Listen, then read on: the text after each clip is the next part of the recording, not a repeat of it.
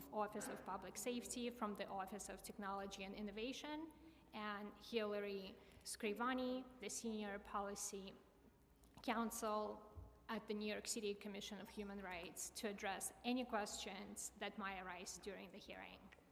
Before we begin, I kindly ask you to raise your right hand. Thank you. Do you affirm or swear to tell the truth, the whole truth, and nothing but the truth before the committee today, and to respond honestly to council member questions? Thank you. You may begin your testimony. Good afternoon, Chairs Gutierrez and Williams, and members of the City Council Committees on Technology and Civil and Human Rights. My name is Michael Fitzpatrick. I am the Chief Privacy Officer for the City of New York. I'm joined today by Ryan Birchmeyer, Deputy Commissioner for Public Information at the Office of Technology and Innovation. We thank you for the opportunity to highlight my office's critical work strengthening privacy policy and protecting New Yorkers' identifying information. For those who are unfamiliar with my role, it was established by Local Laws 245 and 247 of 2017, otherwise known as the Identifying Information Law. Implementation of this law began in 2018. Subsequent legislation formally established the Office of Information Privacy, which I am responsible for leading, and Executive Order 3 of 2022 placed the Office of Information Privacy under the Office of Technology and Innovation as part of the wider consolidation of technology offices. Embedding the Chief Privacy Officer role within the Office of Technology and Innovation has enhanced the consideration of privacy in government operations and initiatives, particularly in matters of technology, by integrating core values such as transparency, data minimization, data integrity, and equity into our agency's work and citywide in close collaboration with our agency partners. As Chief Privacy Officer, I'm responsible for advancing privacy protection in government operations and establishing citywide policies and protocols related to agencies' collection, disclosure, and retention of identifying information. A core objective is the promotion and maintenance of public trust, particularly through clear governance for the handling of identifying information across agencies to provide confidence to New Yorkers that it is safe to seek and access assistance and services. My office is not alone in citywide privacy protection. Critical partners in this work are the agency privacy officers embedded within each city agency pursuant to the Identifying Information Law. Our agency privacy officers are appointed by their respective agency heads to be stewards of their agency's privacy practices and make decisions about how their agency collects, retains, and discloses identifying information. Additionally, as the Council is aware, the work of setting citywide privacy policy is supported by the Citywide Privacy Protection Committee. Pursuant to the Identifying Information Law, each agency must biennially report their policies and practices regarding the collection, retention, and disclosure of identifying information to the Mayor, the Speaker of the City Council, and the Chief Privacy Officer. The Citywide Privacy Protection Committee bears the statutory responsibility of reviewing submitted agency reports and developing recommendations for the Chief Privacy Officer relating to policies and procedures regarding the collection, retention, and disclosure of identifying information. Through this charge, the committee is a partner in improving the privacy posture of New York City government operations while factoring in the unique missions, subject matter, and legal obligations of its agencies. The Identifying Information Law defines the committee's membership with certain agencies as mandatory members and lends the mayor the authority to add other agencies with expertise relevant to protecting identifying information. Just last month, the Citywide Privacy Protection Committee was relaunched with its role expanded beyond the review of agency privacy reports to include an advisory capacity to the Chief Privacy Officer on matters relating to emerging technology and current events. The Reimagined Committee provides space for communication across agency expertise to further enhance citywide privacy policies, affords the opportunities for its membership to remain active outside of the biennial review of agency privacy reporting, and facilitates an even stronger community of privacy practice across city government. I expect the expertise and perspective of the committee will prove invaluable in discussion of privacy policy relating to potential agency use of biometric identification systems. As the Council is aware, biometrics is a category of information explicitly defined as identifying information in the Identifying Information Law. Any agency collection or disclosure of this kind of identifying information including through technology specifically used for the purpose of biometric identification, as well as activities where biometric data elements are collected or disclosed without using biometric identification systems, are equally subject to the same privacy safeguards afforded by the Identifying Information Law and associated citywide privacy policies. While biometric identification systems remain an emerging area of technology and privacy practice globally, the framework provided by the Identifying Information Law, along with the steps taken by this administration, have positioned privacy to be duly considered in potential government utilization of the technology in New York City. We appreciate the opportunity to participate in today's hearing, and with that, Deputy Commissioner Buschmeyer and I will now take council members' questions. Thank you so much, and welcome. You're here for the first time. So thank you so much for your testimony. Can you please describe a little bit more about your role? Absolutely. So as the Chief Privacy Officer, and as I mentioned in my testimony, I have the responsibility of setting citywide privacy policies and working collaboratively with our network of agency privacy officers that exist across the city. Our office, the Office of Information Privacy, really provides support and advisory services to the agencies, really working collaboratively to create and support an ecosystem of privacy professionals citywide. And would you also say part of your role is to oversee how agencies use personal information under that purview? I would say that part of my role is to facilitate the setting of agency policy, or setting of citywide policy that agencies are obligated to follow pursuant to the Identifying Information Law, and supporting the agency privacy officers in implementing those policies. The Identifying Information Law really creates, in support of that ecosystem of self-government, an empowerment at the agency level of making and evaluating the determinations about their privacy practices and policies through the lens of both lawfulness and the lens of their agency's unique mission and purpose. So with respect to every agency's individual protocol, your team is also overseeing how that is executed. We are provided information pursuant to the Identifying Information Law on agency privacy practices and policies that occurs in a number of different ways. There's the biennial reporting that occurs that's provided to my office.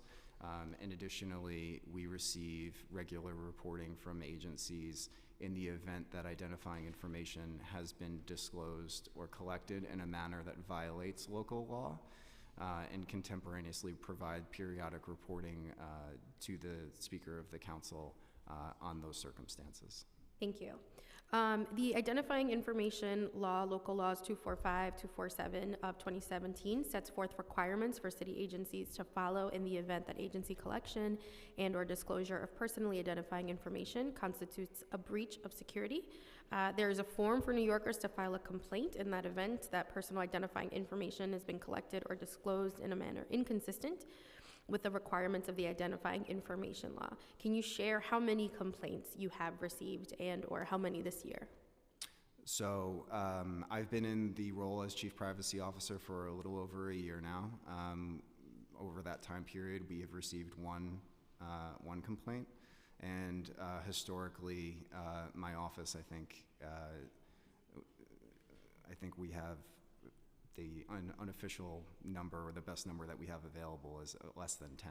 Less than 10, yeah. Okay. And how do you make New Yorkers aware that this complaint form exists? Sure, so as part of our consolidation within the Office of Technology and Innovation, which is really the hub of technology services now citywide, we can be engaged through the contact the leadership team of the Office of Tech and Innovation page on our website. Got it. Is OTI considering any regulations under the Identifying Information Law that would address potential disclosure of biometric information? So it's a great question, council member.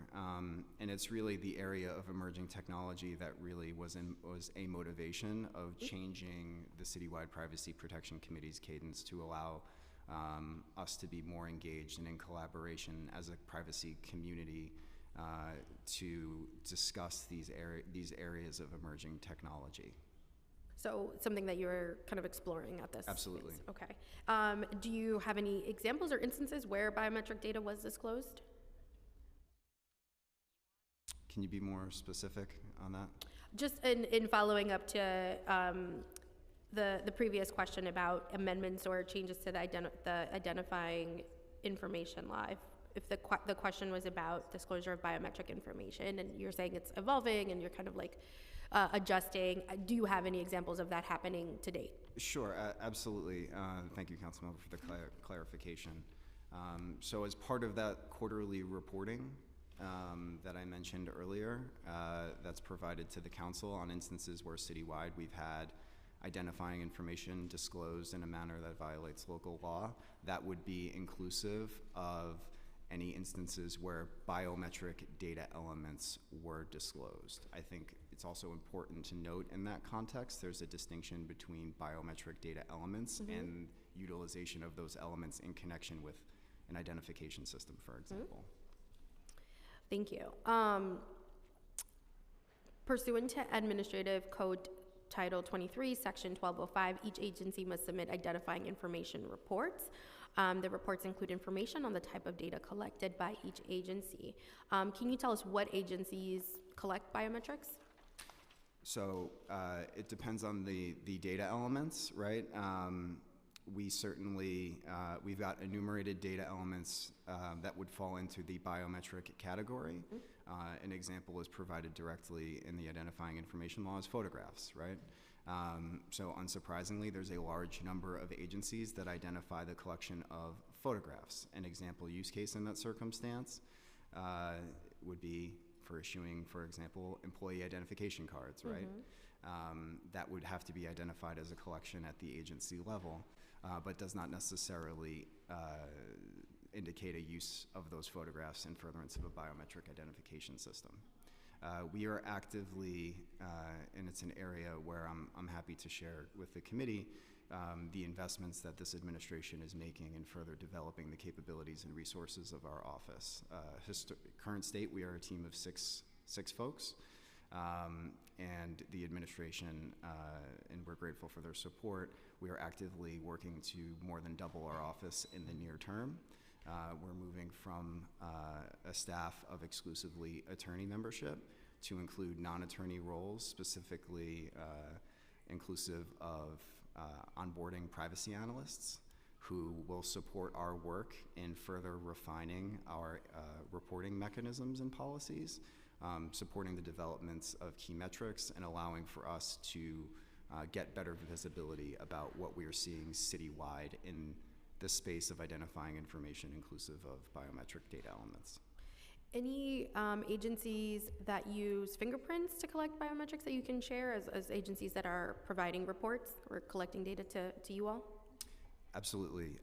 We can provide, I don't have that information in front of me, but I'm happy to provide that information to the committees. So can you at least let me know, I'm just going to ask specific agencies, just confirm, if you can confirm with me whether or not they collect biometric data. The first one is DHS. Do they fingerprint in some of our shelters? I would need to confirm the agency report. Okay, and same agency, you don't know if they use facial recognition or other biometric data? Not that I'm aware of. Okay. Are you aware if ACS uses biometric data? Not that I'm aware of. No, okay. What about NYCHA?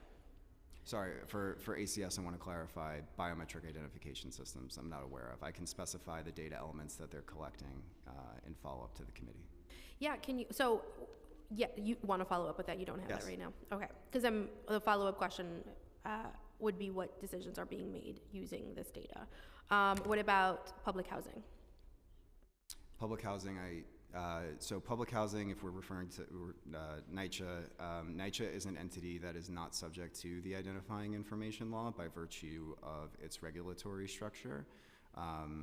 so I don't have the same degree of visibility that I would at other agencies, but I can say that I'm not aware of any use of a biometric identification system. And what about with the Department of Education? Actually, same answer. They are also not subject to the identifying information law by virtue of their regulatory structure, but I'm also not aware of any use of biometric identification systems. Thank you. Okay. And then lastly, in this section, are you aware if Link NYC uses facial recognition or other biometric technology? My understanding is that Link NYC does not use facial recognition technology. Okay. And lastly, is the city collecting any data from private partners or private entities? Can you be more specific, council member, on any? Yeah, I don't mean to lean into the MSG piece, but any private institution that is collecting data, are you holding them accountable or connecting with them on the data that they are collecting? Sure, absolutely. Thank you for the clarification, council member. So for that mechanic to take place, and that's really a reflection of the ecosystem of self-governance that I've been referencing, those are determinations that are made at the agency level in accordance with the identifying information law and associated policies. So for example, if an agency were endeavoring to collect information from a private entity, for example, that collection would need to be reviewed by the agency privacy officer, who would evaluate it through that lens of lawfulness and mission and purpose of the agency, as well as citywide privacy policy, before the collection could occur. I see. But can you share of any of those instances where agencies are doing that from private entities? Not at this time. Okay. My next question is regarding just data security. For city agency biometric services systems that OTI has approved or oversight over, for example, NYPD's face recognition services, are these systems using cloud infrastructure to collect and store biometric data, or is the data collected and stored in a local processing unit?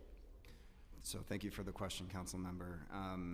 So that's a circumstance that's really going to be dependent on an agency use case by use case. But PD specifically. But for example, if we were talking about the utilization of cloud resources, for example, that would be a touch point that exists that's required to go through a cloud security review conducted by the Office of Cyber Command to ensure the security of the ecosystem before it's utilized.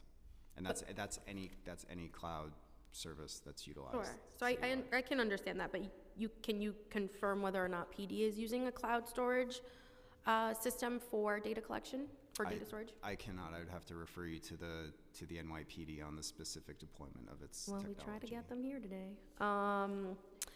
Okay.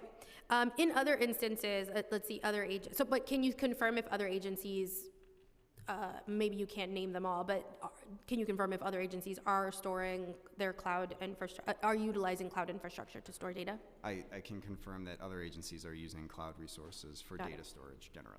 Perfect, thank you. Do you have a sense, can you share who controls access to the data, excuse me? So that's a great question, council member. And from a privacy perspective, it's an area that really hinges on not just our privacy policies, but the associated contracting guidance that we provide agencies. So when we look at these particular vendor engagements, we're not only looking at them through the lens that I mentioned earlier about APO involvement and approval and assessment and approval or denial, but we're looking at it through the lens of contracting to make sure that we've got appropriate terms attached to ensure that the city not only has visibility into what's happening on the vendor side, and making sure that they've got appropriate safeguards from a security perspective, but means of holding the vendors accountable in the event that there has been a compromise in some way. And is your role or your team helping to set the terms with that vendor per agent with respect to each agency? So we provide standard terms that we've developed collaboratively with the law department. And the default is that these are the terms that, and they shall not be changed unless and until there's a consultation with the Chief Privacy Officer. That is you? That is me. Okay. And I'm sorry if you answered this already, but per those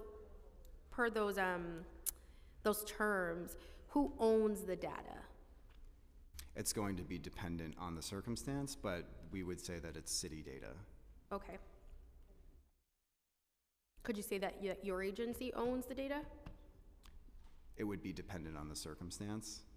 If, for example, if we're in a facilitation role of building a conduit between two different agencies, those agencies would be the data custodian, and we would just be enabling them from a technology perspective. Okay. Would you say that also applies to biometric and identification captured by PD? I would have to look into that further on the specific role of OTI in any utilization of that technology. Okay, yeah, that would be helpful if they're being held to the same standard as all the other agencies are. Well, I can say certainly that PD, like all other agencies that are subject to the identifying information law, are subject to the associated policies and the utilization of the contracting terms that I've mentioned. Fantastic, thank you. My next question is regarding NYC ID, or ID NYC, excuse me, this is reversed. When New Yorkers go to apply for ID NYC, obviously they are voluntarily sharing biometric data as well as a photograph. Can you just confirm who has access to their applicant's personal information, and if that's shared with any other agencies? So I would say that the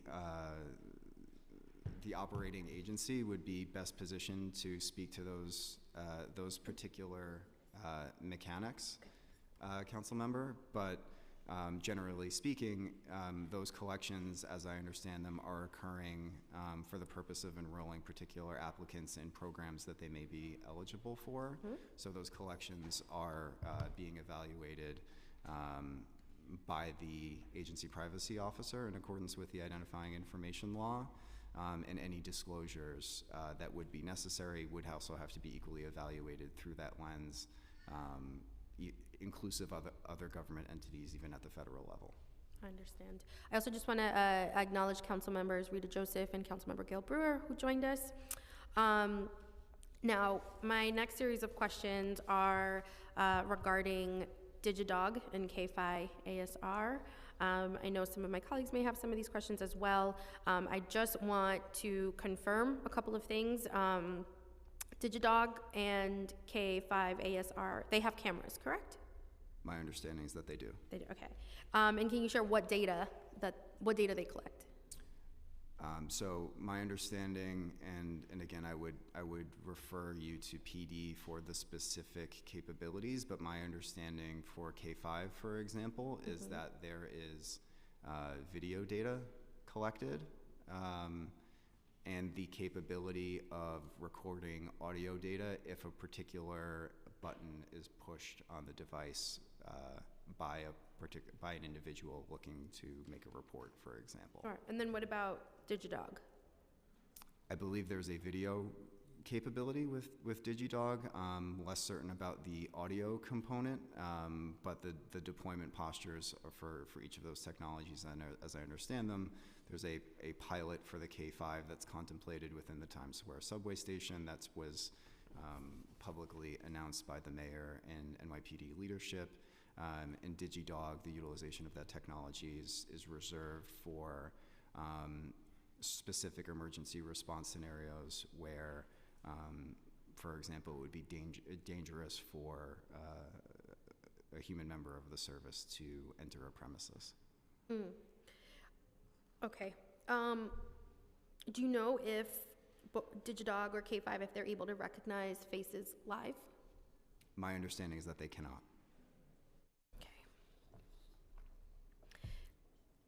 Do you know if any of the data, audio, video that both DigiDog and K5 captured, do you know if any of that footage can be used to later identify individuals?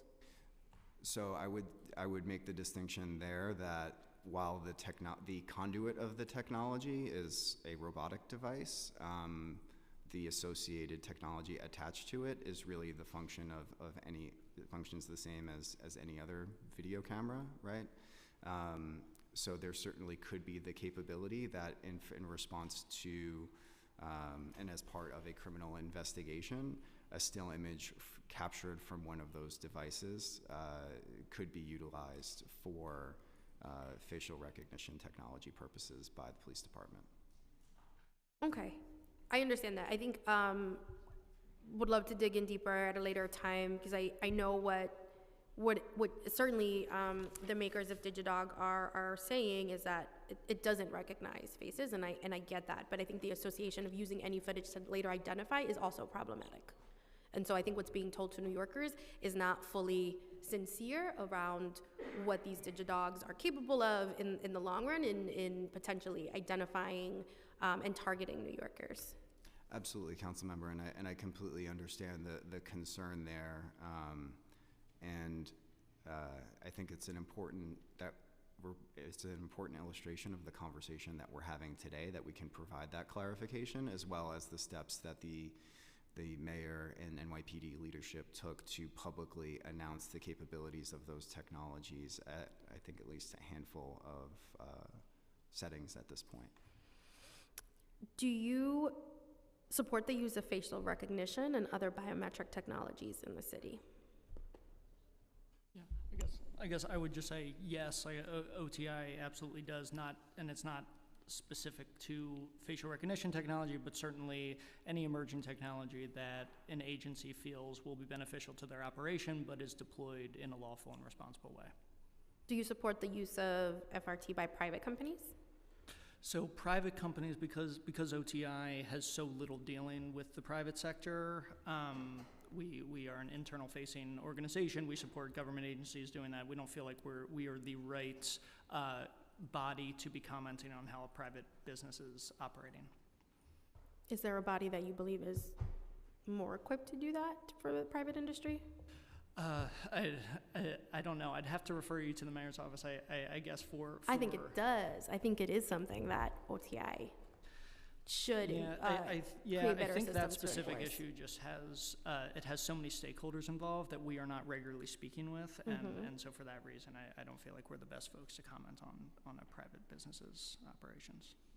But there is concern here at this council for the way that private industries are using facial recognition technology or biometric data to serve their very rich and robust business model at the expense of marginalized New Yorkers. And so that's why that is my recommendation, is that maybe working together. But I don't think that's something that we can just say blindly, well, there's too many stakeholders, so it's not, we can't really take this on. I don't think that's fair. Yeah, absolutely noted, and completely understand the concern. Can you share if the city's ever requested or obtained biometric data from private companies or landlords that are doing collection in New York City, including NYCHA? Not that we're aware of. Do you know if any agencies purchase or sell data to and from data brokers? Not that we're aware of. No, not that we're aware of. And just to supplement that point, council member, that's really where it's another illustration of how the identifying information law is operationalized, right? We look at it through the lens of lawfulness, we look at it through the lens of mission and purpose, but we also look at it through the lens of our privacy principles, inclusive of which are considerations of use specification, data minimization, and frankly, equity. Equity was a principle that we actually just recently added in our updated policies earlier this year, recognizing that as we're enabling and building our privacy culture within city government operations, and as we're thinking through these issues, we necessarily should be sensitive to the fact that as a government entity, we are custodians of some information for some universes of folks more than others, and calibrate those decisions accordingly. Thank you. I just have a couple more questions before I pass it off to Councilmember Williams. Thank you for your patience, Nan. Can you share what facial recognition technology the NYPD uses? Yeah, so the NYPD's use of facial recognition technology is detailed in the city's annual reporting of algorithmic tools, and so I believe that company that they list in the annual report is DataWorks. DataWorks. I'm really glad that you brought up incorporating equity into your principles. As you know, a lot of concern in our communities are related to using the marriage of facial recognition technology and other collections of biometric data to target and harm people of color, men and women of color. Do you have a sense of how can we ensure the technology that NYPD uses, for example, accounts for racial bias? Yeah, and I think it's an absolutely valid concern that every city around the country and world is dealing with, and every body of government is dealing with this. I think we think of this in a number of ways, and I think from the administration standpoint, we've developed an ecosystem of governance to help ensure that every stakeholder is accounted for along the way when technology is developed. I think the citywide privacy policy is absolutely one of those elements to see how data is being used. I think citywide cybersecurity policy to see how data is being stored. Local Law 35, which requires transparent use of any algorithmic tool, is certainly one. The human rights law to make sure that any violation of human rights is held accountable. We also use the National Institute of Standards and Technologies framework to assess tools and their risk for discrimination. But further, the administration and OTI is leading this effort, is developing an AI action plan that will develop a governance for how agencies are evaluating, testing, and piloting, if they deem it appropriate, any algorithmic-based tool, which would include facial recognition technology, and risk for discrimination is going to be a critical part of that. Who provides oversight over PD to ensure that they're doing all these things that you're saying, that they are complying with their own facial recognition policy, and that it's only being used for legitimate, quote, law enforcement purposes?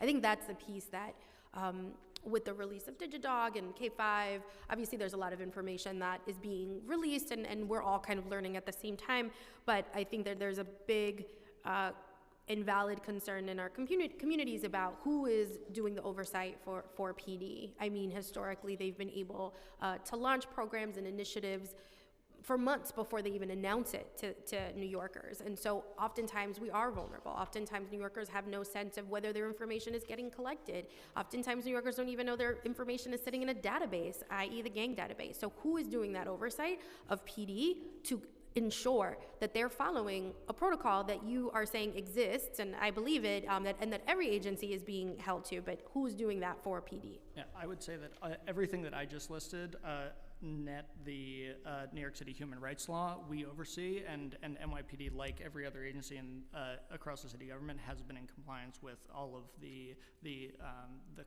governance that I outlined.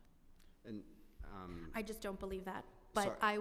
I'll read any and all reports that you send me. I'll send it your way. Yeah. So, to supplement Deputy Commissioner Birchmeier's information, I think it's important to, when we're looking at the issue of potential for discrimination, right?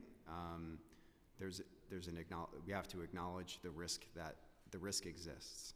Within the last week or so, we saw a joint statement at the federal level by a number of agencies affirming the position of the federal government against discrimination, acknowledging the risk posed by AI and automated decision systems, but recognizing while these technologies may be new, they are nonetheless subject to the existing regulatory authorities of entities at the federal level. And certainly, I don't think that would be any different locally, right? Like as we're having this conversation today, we're showing how biometric technology is considered through the existing regulatory scheme of the identifying information law. When we're talking about potential oversight, we're talking about touch points, and Deputy Commissioner Birchmeier identified several of them. Additionally, I think it's important to note when we're thinking about the police department's use case, for example, we've also not only been operating in a universe where I think there's been a tremendous amount of transparency, particularly under this administration, about what the police department is doing and why. But additionally, that the utilization of facial recognition technology, for example, is also occurring in an environment where since 2020, there's been an expanded universe of criminal discovery in prosecutions. So to the extent that the technology is utilized, that information is available to the defense bar, for example, which would in turn have the capability of challenging the use of the technology in the context of a prosecution, but certainly informing the basis of subsequent civil litigation that may follow as appropriate. Thank you.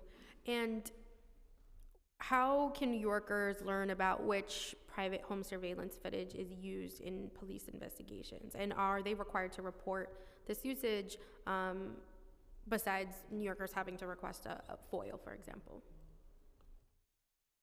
Sorry, could you be more specific? Sure. So I guess the angle of the question is how to inform more New Yorkers about how to, be empowered to learn whether they're on some kind of a list, or if they're being, or if their information is being captured by PD. And so how can New Yorkers learn about which of that footage, for example, is being used in police investigations for their own private home surveillance? Sure. So from a privacy profession perspective, we're talking about the conversation. The term of art's typically used is data subject rights for privacy frameworks globally, largely in the private sector. When we're talking about government operations, the term of art is typically in the freedom of information context, either at the federal level or the local level. And that would be the best mechanism, I think, for New Yorkers to request information about about themselves that may be held by any agency. Can you say that what is the best way? I apologize. Freedom of information. Oh, just so the only option right now is a FOIL request. Okay. And my last question before passing it up to Councilmember Williams is regarding My City portal. You all launched now 2 months ago. Congrats. Does the administration have any plans to incorporate biometric data or other identification technologies into the My City portal? Not at this time. Thank you. Councilmember and Chair Williams. Thank you. Can you just share again, your oversight functions of other city agencies to ensure that they're maintaining privacy? What is your actual function? Sure. So thank you for the question, Council Member. I would not necessarily characterize our role as oversight. We are really a partner among that citywide ecosystem of privacy protection in advancing privacy practices at the agency level. We affect that through regular engagement with our agency privacy officers, support them when they reach out to us with questions, engage them when we become aware of matters of concern at their agency, and additionally facilitate reporting from the agencies in the event that identifying information is disclosed in a manner that violates local law, facilitate the preparation and reporting of that information to the council on a quarterly basis. As an illustration of why I'm hesitant to use the term oversight purposefully within the identifying information law, that reporting de-identifies specific agencies from being named in the reporting that's shared with the council. I think that was done purposefully so because we want to make sure that agencies feel comfortable engaging our office and not that they would necessarily be negatively shamed for instances where identifying information has been disclosed in a manner that violates local law. I'm so happy you mentioned the identifying information report because I have a question on that, because we do observe that your office provides no details. It doesn't have the agency. It doesn't list out exactly what the disclosed information was, and it provides only a short sentence of what the remedy is. And so do you think your office has been effective, since it seems like a pretty collegial relationship and not one that can truly hold the agency accountable if they are in violation? So I would say, and thank you for the comment, council member. I would say that the work of our office has really been one of leadership in the privacy field since it was created a little bit more than 5 years ago. I think the work that the team has done in developing this privacy governance framework on a citywide level, particularly when that city is New York City, has been truly remarkable. Again, factoring in that we're historically a team of about 5 or 6 folks. But I think that what's reflected in those reports is not necessarily a reflection of the depth and detail and conversations that are happening among my staff and the agencies about what's specifically occurring at the agency level, and making sure that, and supporting the agency remediation of concerns. But I'm appreciative of certainly of the feedback that you're providing, council member, and we'll certainly bring that back to the team, and we'll consider it moving forward for future reporting. Yeah, so it's like hard to assess whether or not agencies are properly remedying issues if, for instance, we can't tell like, oh, the last quarter had 30 violations. For all we know, it could have been the same agency that had those 30 violations, but there's no way for us to even hold a particular agency accountable for a particular violation because your office provides no details. Well, I appreciate that, council member, as well. I will point out that that's the lack of identification of agencies in that particular report is done purposely pursuant to the identifying information law. Though I will certainly say that is an area that I'm actively looking into. That is an area that is one of many reasons why we are bringing on an analyst capability within our office to have a better understanding of to support a better understanding of what we are seeing at a citywide level, and furtherance of also developing key performance metrics, et cetera, from a privacy perspective. Okay, do you have any recommendations on how that law can be strengthened since its creation? From my perspective, I think I think the law has been operationalized, I think, quite effectively, and I think in a very thoughtful way, positions the chief privacy officer to be the steward of setting that citywide privacy regulation at intervals that the CPO determines are necessary, and certainly in response to areas where technology policy needs to be evolved or revised in some way in response to developments.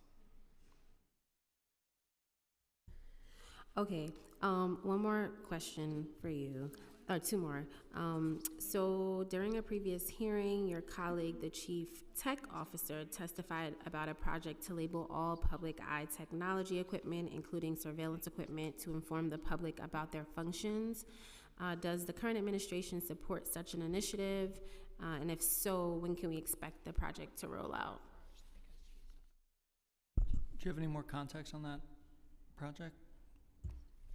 I can get you more context, but apparently it was a I didn't project. hear the beginning of the question. Oh, yeah, it was called, well, it wasn't called anything. It was a project to label all public eye technology equipment, including surveillance equipment, to inform the public about its functions. So the administration was supposed to create a list, and then the list was supposed to be released to give the public an idea of all the different types of technologies that are being used. Yeah, I'm happy to check with the chief technology officer on the status of that project and circle back with your office. At a previous hearing. He said it was gonna happen. He said it at a hearing. Okay. Yeah, so yeah, it's something I said at a previous hearing. So Okay, we were just trying to figure out.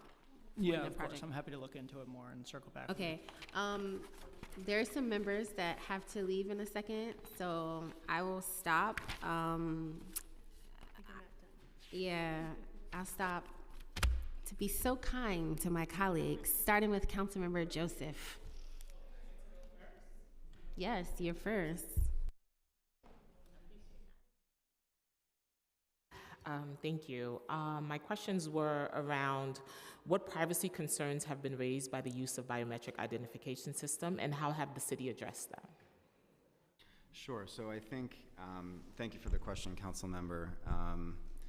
The chief concern that we certainly see from being, really students of the privacy profession globally is the risk of discriminatory impacts. And in response to those risks, I think, we certainly look to the revisions to our privacy policies early this year, which added equity as a privacy principle for agencies to consider when evaluating privacy concerns. The steps that the administration has taken to reimagine the citywide Privacy Protection Committee to be engaged in a more regular manner on these types of emerging technology issues. And as Deputy Commissioner Birchmeier mentioned earlier, stewarding the development of not only an artificial intelligence action plan to help guide lawful and responsible use of these technologies citywide, but also actively hiring for a director of artificial intelligence and machine learning to be responsible directly for this portfolio. Thank you for that. So what kind of data security measures are in place to protect biometric data collected by these systems, and how is access to this data restricted? Absolutely. Thank you for the question, Council Member. So from a privacy perspective, we look at it through the lens of ensuring that there's data minimization as a principle, that that the folks who have access to that information have a justifiable need for that access. And then from a technical perspective, we rely on and work in partnership with the Office of Cyber Command and making sure that there are sufficient technical controls and security controls in place that are in accordance with citywide cybersecurity policy. And in terms of application, what type of application? You mentioned AI. Are you using AI into your how you gather data? So, John. Yeah, I would just say one of the reasons we feel like AI, there needs to be an actual centralized AI framework is it's in so many things, including our personal Gmail that reminds you to respond to an email to a friend. So it's baked into so many things that it can no longer be treated as, oh, that's an AI tool. It's kind of foundational in a lot of things. And so that's why we want to have a centralized framework so that any tool that has that baked in, folks can go through a governance process to check everything from security to privacy to risk for discrimination and see if it's an appropriate use for their agency. Thank you so much. Yeah, Thank you, chairs. You're welcome. Next, Councilmember Brewer, or is it Brewer or Rivera? Which one? Let's go. All right. Thank you so much for the time. I will be brief, and I want to thank you all for your questions. Okay. Thank you for your testimony. I want to thank everyone who's here, including the advocates who helped write this bill. So you mentioned a few of the agencies that you said that you're not aware of if they use the data or how they use it, but also in your testimony, you included the law that you feel has created a framework that I think you describe as appropriate. However, I want to ask, do city agencies track the usage of biometric identification systems in residential settings? Does OTI or other city agencies have any data to share that indicates trends in building owner usage of residential biometric identification systems? And what is your approach? Do you support the legislation that we're hearing today? Yeah, so thank you, Councilmember, for your question and for your testimony earlier. I'm not aware if any city agencies are tracking biometric technology use across residential buildings. I'm happy to check with my colleagues who work at HPD or NYCHA and circle back with you and provide you with that. And I think on the specific legislation, because OTI is is not squarely in the housing space, and we're not having regular conversations with tenants advocates or landlords. We don't feel like we are the best people to speak to the bill, though. Obviously, the nature of the bill is a conversation we're happy to be having with you today. Understood, but you do describe in your testimony that you are here to integrate core values of transparency and data integrity, and you work in close collaboration with citywide agency partners. So, that's why we're asking you these questions. How does the city support building owners who are interested in pursuing biometric identification systems for their properties? How does your department ensure that New York City tenants are aware of local law requirements and their privacy rights? So thank you for the question, council member. So our office currently has a role pursuant to the operative private sector biometrics law and working collaboratively with other city agencies and conducting outreach to entities about what the law requires. We've effected that outreach through the development of a FAQ that's posted publicly available on our website as well as on DCWP's website. We're in office that, as I think we've been discussing today, our mission and primary area of concern is really internal to government operations. We have had a limited number of engagements and inquiries from the private sector about what the law requires. In that setting, obviously, we're not counsel to those entities. We effectively direct them to the FAQ and really advise them that they need to consult with their own attorneys before the implementation of those technologies. So there's an FAQ. I look forward to your check-in with HPD to see how we can further discuss implementing this legislation and gaining the administration's support. And as for the FAQ, that's a good start, but this is certainly something that's here to stay. And so there has to be continued collaboration across the board. Absolutely. Thank you. Thank you to the chairs for the time. Thank you. My question is a little bit follow-up on the fab keys, which NYCHA residents have, mostly I think in buildings that are being privately managed. The residents hate them. Is that something that you keep tabs on? Is there any data that is collected from that? I don't know. Yeah, I'd have to refer to NYCHA on that question. Okay, but you're in charge of technology for the city, though. Yes. So you wouldn't have any idea?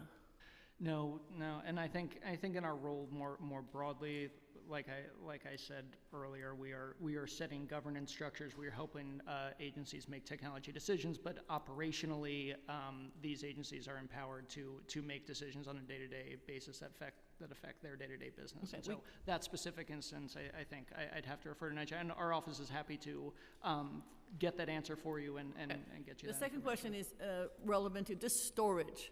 I mean, I know quite a bit about technology. How, where, cost, et cetera, just generally, the data that you do have that is under your control. Where do you store it? How does it get, what's the cost factor? How long does it last, et cetera? And if there is a mixing of public and private, which could happen, how does that work? Storage in general.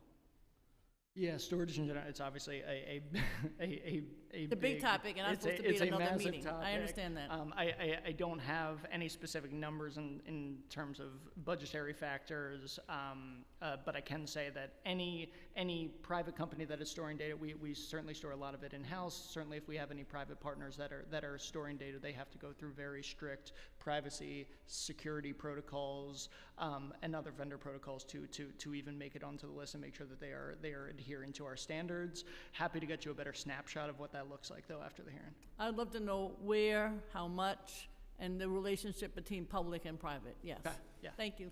Thank you very much. Councilmember Sanchez, did you want to provide some remarks? Thank you so much, chairs.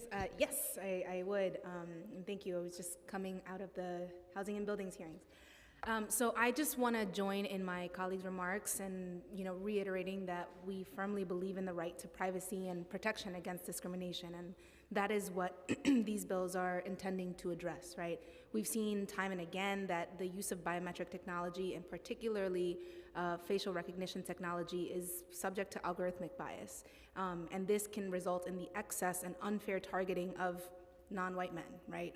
People of color, women, trans women, immigrants, transgender individuals. We want to make sure that there is absolutely every single safeguard is being put in place that's within our power to regulate as a city, right? And particularly as chair of the Committee on Housing and Buildings, I'm proud to co-prime Intro 1024 with Councilmember Rivera, which would make it, unlawful, what the bill does, to install, activate, or use biometric recognition technology.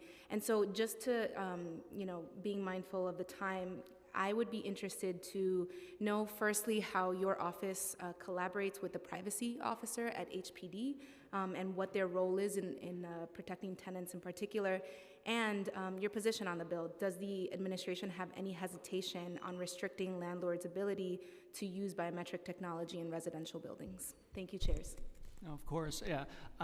So I'll answer the second part of your question, and I'll kick it over to the Chief Privacy Officer just on the position of the bill, like I said, to Councilmember Rivera.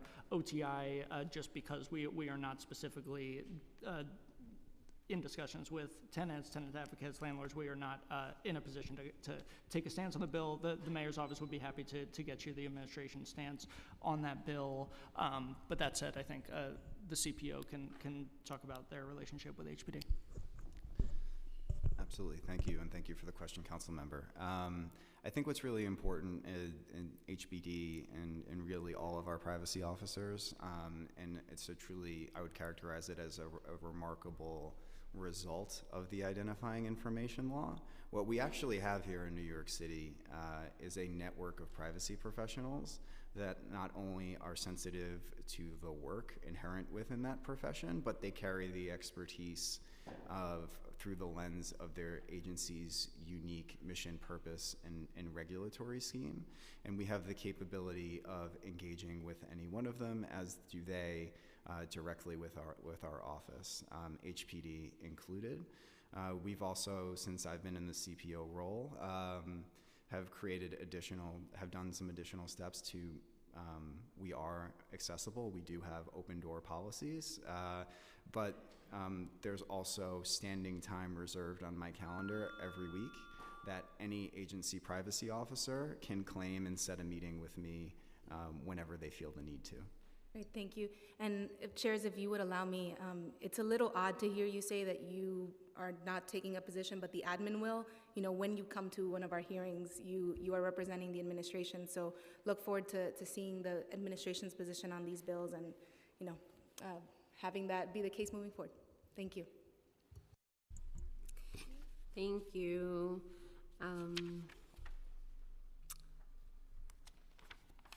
Actually,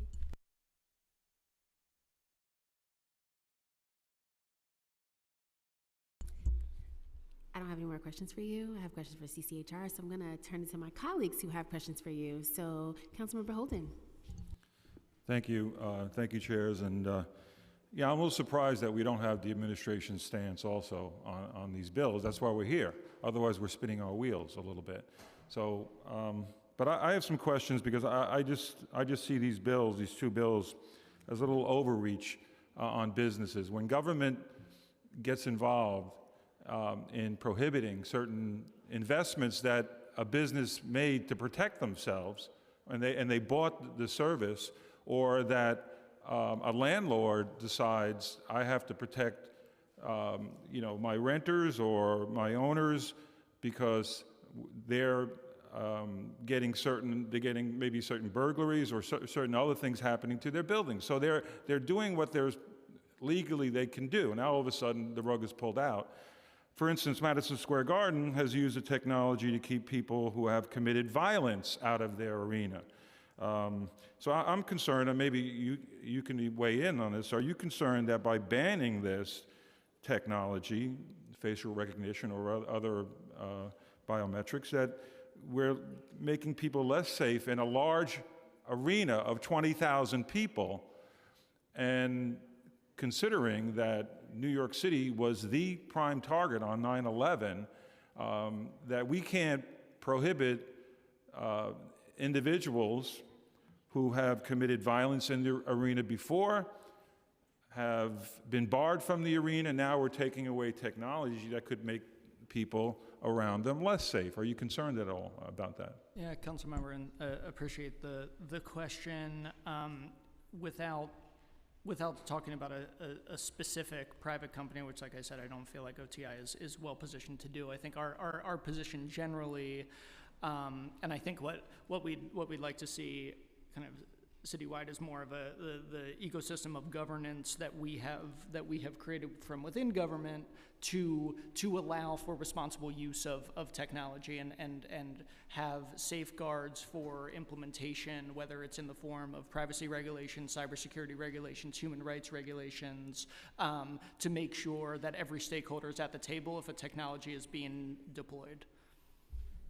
And to supplement that, and thank you for the question, council member. I think it's important, from the perspective of the privacy profession, and we've talked about it, for at least from the government use case. We look at lawful use, we look at mission and purpose, but we also look at principles, and it's those principles that are very important, because very often as privacy professionals, we find ourselves in gray areas, right, where we have to make the best judgments that we can make, and those principles can really be guiding values. And I think what's really important, government entities learn from the private sector just as much as the private sector learns from government entities. And inherent within that work, I think, is a direct discussion with the impacted stakeholders in the private sector, which is why I think it's one of the many reasons why it's important that we're having this hearing today and having this conversation, and we're certainly interested. Right, my time is up, but let me just, can I just ask one more question, chairs? Okay? Okay. Well, I did want to just ask that about the technology. Facial recognition has changed a lot, and has it gotten more accurate over the years under, your expertise on it? You would research this. Do you have any opinion on that? So thank you for the question, council member. I think certainly, like most technologies, you see a trend towards improvement over time, but that's not to say that risk doesn't exist, right? And I think that's where the importance of governance, privacy, touch but points there's common exist. sense involved here, because if a technology is advanced so far that we can catch the bad actors before they do something, before they commit an act of violence or terrorism or anything else, that we should employ that. And we are doing it in NYPD, and that's how they catch a lot of people that have committed crimes, by using facial technology. So we're going to deny that to businesses. I mean, I don't even know where the airport service, Clear, would come in here. If I signed up that I can get through an airport security quicker, and I paid a fee, am I going to be prohibited as a company of doing business in New York City with Clear? That's another question I have. I don't know if these bills, if that bill does that. But there are certain concerns here that we're just making one fell swoop decision here and making more people less safe here. So that's what my concerns are. Thank you, chairs. Yeah, I was just asking clarity on your question. I believe that the bill has a component that would exempt businesses that you have to sign up for to use that. So if I'm a Clear member, I signed up for it so that they would be prohibited to still use the technology, because I signed up to have my data used for the purposes. But anyway, just wanted to give you clarity on that. Next up, Councilmember Hanif. Thank you, Chair Williams, and thank you so much for testifying. I too will just echo the sentiments of my colleagues for just not having adequate representation from the administration to really thoughtfully address some of our concerns for both of the bills that are being heard today. But I will just express my gratitude for you all for acknowledging the potential of the serious discrimination that could be involved, that is involved with facial recognition and biometrics tools. And that's really what is foundational for the bills, that we are wanting to address the discrimination, the threats to democracy that exist because of these tools. Could you expand on what types of discrimination are possible in your expert role as Chief Privacy Officer? So thank you for the question, Council Member, and I certainly understand the feeling on representation, though I would certainly point out that the folks that have been sent by the administration are reflective, I think, of the importance with which it views this conversation. This is the first time that the Chief Privacy Officer has appeared before the Council since the role has been in existence, and I think it's a really important, this could be a better setting for that first appearance to occur. When we look at discriminatory impact, I think what's really important, and I would certainly appreciate the perspective of my colleague from CCHR, but I think we're looking at outcomes, right? So if you're talking about the public safety space, you're talking about an automated decision that's made, that's relied upon in and of itself, that's resulting in liberties being taken away. And certainly, I think that risk has been acknowledged, I think, historically, with how the utilization of, for example, facial recognition has occurred within New York City in the public safety space. Any potential match is expressly identified as not equivalent to probable cause. It's merely a lead that requires further independent investigation by an investigator in a given circumstance. But I'll turn it over to my colleague as well. Yes, thank you. I'll just say, yes, under the human rights law, it's unlawful to use technology in a discriminatory manner, and it focuses on the outcome of the use of the technological tool, but the human rights law is designed to protect New Yorkers from discrimination that applies in public accommodations, employment, and housing, and to the extent that as a result of use of the tool, discrimination takes place against a protected category that could violate the New York City human rights law. And protected categories, there's 27 under the law. They include race, gender, national origin, color, religion, disability. And I would also, just to supplement that, I've talked a little bit about the reimagined citywide privacy protection committee, and I just also wanted to highlight while the Commission on Human Rights is not a mandatory member of that committee pursuant to the identifying information law, they have been given a seat by mayoral designation, so as a reflection of the importance of having their perspective in these conversations. Thank you for that. I think it's very critical that our city's experts and our agencies recognize the discriminatory impacts that these tools have on everyday New Yorkers, because we've heard from experts, we've read the reports, and especially as someone who grew up in a post 9/11 New York City with the Muslim surveillance program that tore apart Muslim communities citywide, we must recognize what the impacts are of these tools, especially when we have an administration, we have a mayor who, while on one hand has called out the abuse of MSG in their incident, has also been in favor of using facial recognition tools in businesses. And so I'd like to understand a little bit about, if I could just add one or more follow-ups. In the admin's view, in your view, when is it appropriate for a business to turn away a customer on the basis of a facial recognition or other biometric scan?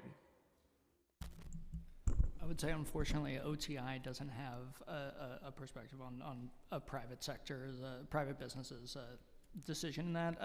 There might be private sector facing agencies that might, in the mayor's office, might be able to give you a little bit more on that. So at this moment, there isn't any sort of standard parameters that you all have outlined somewhere? OTI does not. OTI. Yeah. And then, just to get clarity, on private businesses, they have the full authority in determining who to turn away based on these tools? Yeah, I'm not familiar enough with regulation around private businesses in general, yeah. I don't know, would you? I mean, I would just like to, reiterate that if there was an intent to discriminate or also a disparate impact, then that would come under the ambit of the New York City human rights law if it's based on a protected category. So it's not to say that we have, I can speak to any reasons that they can, but I can speak to reasons that they can't.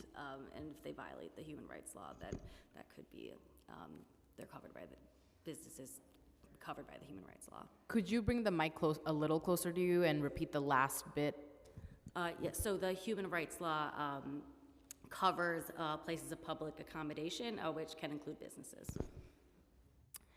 And then does the admin have a position on Intro 1014 at this time? This is banning biometrics in places of public accommodation. OTI does not, but the mayor's office is happy to provide you with the admin stance. How soon would that? Today.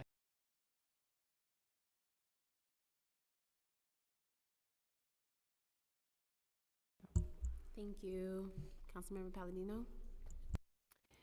Good afternoon, and thank you very much for having this meeting. Normally I would be totally against any forms of what I call invasions of privacy. I hated the fact that cameras had to be put up everywhere to watch everybody's moves and every actions that they've taken. However, this city has come a very, very long way, and not in a good way. And I'd be sitting here talking about biofacial recognition astounds me, because it's something I never thought I'd ever have to do. But in the police work that needs to be done today, I think biofacial recognition is become a useful tool. Private businesses, that's exactly what they are. They're private. They're privately owned. Government has no business in it. So if they choose to put up these cameras or do whatever they need to do to provide the safety for their businesses, because of the way they've been vandalized and theft has been rampant, again, it's up to the individual, and it is a privately owned business. I want to know, when we talk about the police work that this does do, and we discuss a lot here about discrimination, and I don't think this is discriminatory at all as far as unique groups. I think discrimination is rampant in all nationalities. So this is not something I believe any single group should ever feel singled out in, because it's the reality. It's happening everywhere. So as far as the mayor goes and the NYPD goes, they are in favor of this. And I really want to know, how does this help the police do their job? Because they need all the help they can get. Yeah, I'd unfortunately, and Councilmember, it's great to see you and appreciate your comments. I'd have to refer that specific comment to the NYPD to speak about their operations and how the technology can aid their operations. Mm-hmm. Now, as far as landlords go, that interests me too. Because when a person owns a building that has, let's just say a simple building in Astoria, a building that has, let's just say a simple building in Astoria, a building that has, let's just say a simple building in Astoria, Astoria.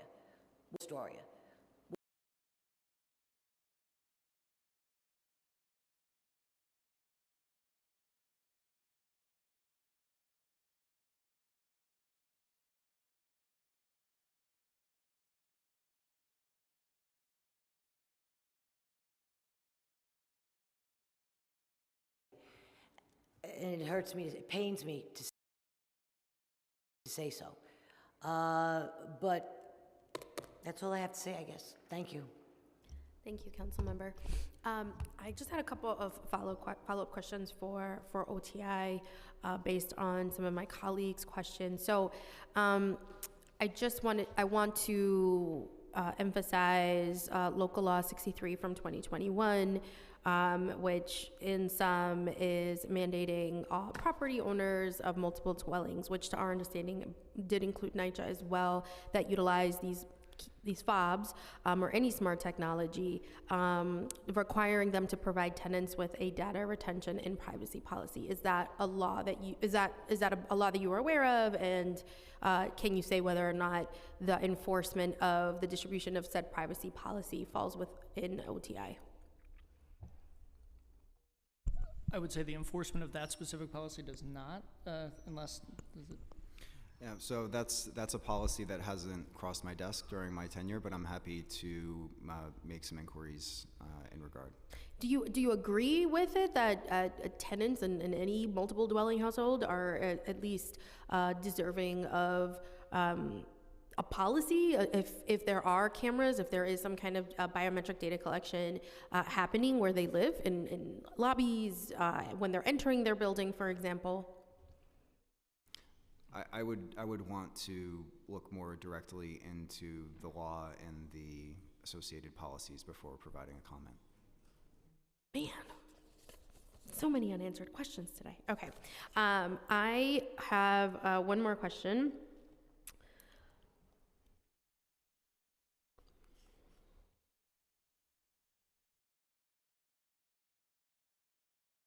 And the last one is on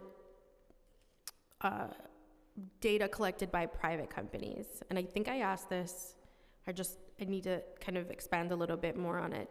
When private companies are collecting data, is that something that the city can purchase, can obtain, and has the city done that in these instances? So we're certainly aware of private entities that make data available for sale.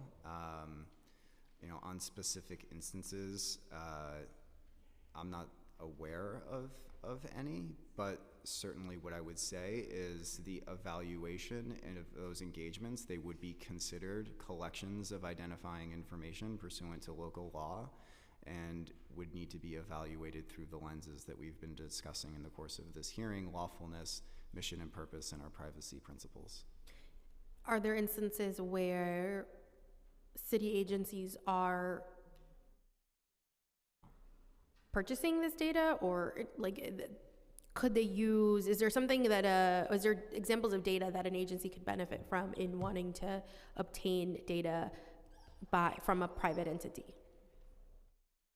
So I can't speak to specific instances on purchasing side, but on the converse, if we're thinking about the sale of data held by city agencies, that's not something that I'm aware of as occurring. And in fact, our standard contracting language prohibits the sale of information to the extent that we are using a city vendor, for example, from that vendor reselling that information. Prohibits them from reselling Correct. it. Okay. and Councilmember, I would just add that I'm not aware of any city agency that is purchasing data. Mhm. Happy to circle back with the folks at OTI, and if that is not the case, I'm happy to correct that with you. Yeah, I think that would be helpful. Again, there's a lot of, just a lot we don't know about, not just the way data is being collected, but what it's being utilized for. That's almost, and everyone's second question is, what is it being used for? And I would just love to understand how your role is helping to kind of rectify that, especially within city agencies. My last question is on when we had asked about NYCHA and DOE, for example. These are agencies that don't necessarily fall under your purview, but these are two examples of agencies, especially NYCHA, that has demonstrated a way of abusing biometric technology that is used. There was that attempt to bring DigiDogs into NYCHA, for example, in 2019, 2020, and tenants really rallied around it. So knowing that NYCHA tenants are very much empowered and very much informed about the way that data collection can continue to harm them and their families, despite you saying that doesn't really fall under OTI's purview, what recourse do tenants of NYCHA have? Because they are under our purview. They are tenants and residents just like everybody else, and we represent them. So what kind of advice can I give to a NYCHA tenant that, you know, is seeing this biometric data collection happening in their building, and who do I send them to if it's not OTI? What happens there? I think your agency does have a overview or does have a reach there, but I just want to understand a little bit more, because I get that the authority piece and they're separate, but then there's the people piece, there's the tenants piece, and there has to be something that we at the city can do to elevate their very real and very warranted concerns around their biometric data. NYCHA is majority people of color, women and men of color, and so we're saying all these things at today's hearing, but what I'm not hearing is how to protect NYCHA tenants, and I'm concerned. So what are some of the things that we can tell our constituents that live in NYCHA when these fears come up? What is the city's purview to make sure that their human rights aren't being violated and that they have consent? CCHR, would you like to? Yes, so under the city human rights law, to the extent an entity is a place of public accommodation, a housing provider, or an employer, thank you, the city human rights law applies when there are specific instances of discrimination. So if anyone believes that they've experienced discrimination, and we encourage them to notify the commission and proceed to file a complaint. And just to supplement that as well, you know, we've talked about the nuanced distinction of city entities that fall within and outside of the purview of the local of identifying information law, but I want to emphasize to the council that just because an entity like NYCHA or DOE, for example, falls outside the purview of the law doesn't mean that they don't have the same accessibility to my office for advice. That's what I'm saying. That's what I want to know more about. That's exactly what I'm talking about. Thank you. Councilmember Williams. Thank you. So I know we've been fielding a lot of questions, and some are within our purview, some are inferred, especially with the city's human rights law. So just wanted to get your expert opinion around how the city should assess and address the potential for racial bias or other types of discrimination in the use of facial recognition technology. Thank you for your question, Chair Williams, and I just want to say how pleased we are to be here to speak about these important issues. So the city human rights law gets at the discriminatory impact or instances that can happen as a result of the use of the technology. So we are certainly aware that this is a multifaceted issue, that there are issues with discrimination and privacy and transparency and bias. So when the commission's role comes in is when there has been discrimination, which can result from the use of technologies. And then in those instances, we encourage people to come forward to the commission and file a complaint. What are the potential consequences of false positive matches, and how are these consequences being addressed or mitigated? So some of the cases we were briefed on, some are in New York City, some were outside of New York City, where people were falsely accused of doing a particular thing. They were arrested. And so just, again, wanted your opinion on potential consequences of false positive matches, and if there's anything that is being done to address or mitigate those false positive matches.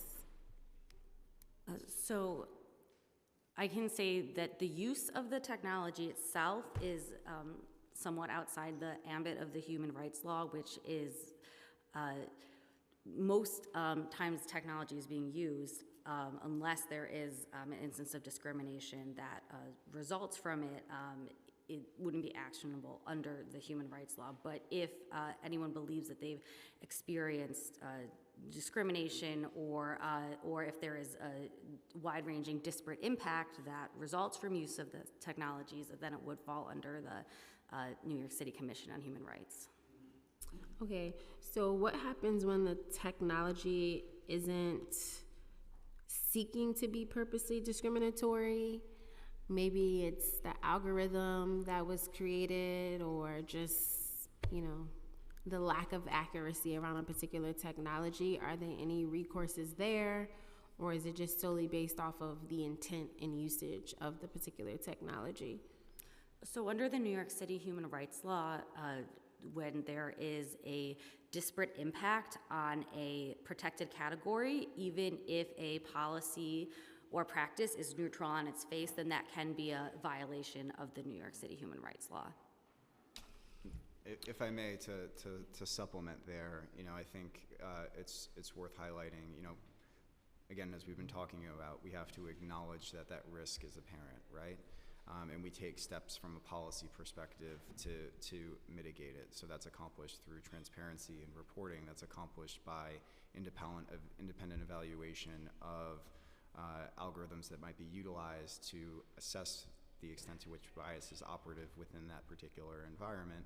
But certainly, if we're talking about from a public safety perspective, as I mentioned earlier, we've got, I think, standing NYPD policy, for example, relative to its use of facial recognition technology, does not equate that a match equals probable cause, that there needs to be further investigation, recognizing that that risk is there and that further investigative work is certainly needed. And then again, in the event that such circumstances would occur, for example, in the public safety context, that information is disclosed appropriately so in the context of a criminal prosecution and handled as necessary in the civil context with complaints to an appropriate agency or the initiation of civil litigation. The independent evaluation and the transparency that you mentioned, for the independent evaluation, who is conducting the independent evaluations? Are you consulting, contracting it out, or is it something that your office is doing? So that's not something that our office is doing, but that's something that certainly will be part of the AI action plan that we are developing. I think the practices, the industry practice has certainly been really looking to the work that the National Institute of Standards and Technology is doing in evaluating these algorithms for bias to inform potential agency use cases in the current state. Okay, I just want to acknowledge that we have been joined by Councilmember Salamanca. And so just to make sure I heard you correctly, there is a plan to potentially carry out the things that you just mentioned to mitigate any potential discriminatory practices with the technology through the AI action plan? That would be a component part of the AI action plan. Okay, thank you.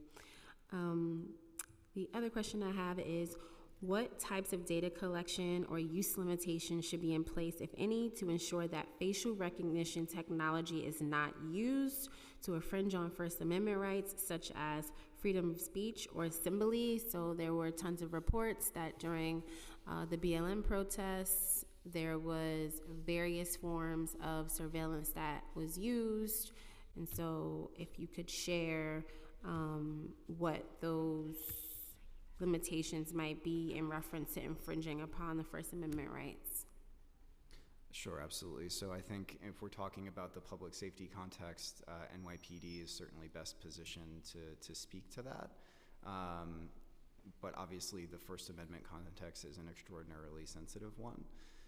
In New York City, NYPD operations in the space of political activity have been governed by a longstanding federal consent decree known as the Handshoe Consent Decree, which provides for a framework for how investigations involving political activity may occur by the department. And the current state of that consent decree also includes the integration of an independent civilian representative who has a seat at the table to facilitate compliance with the consent decree and any engagements that may be necessary to flag violations of it to the overseeing federal court judge.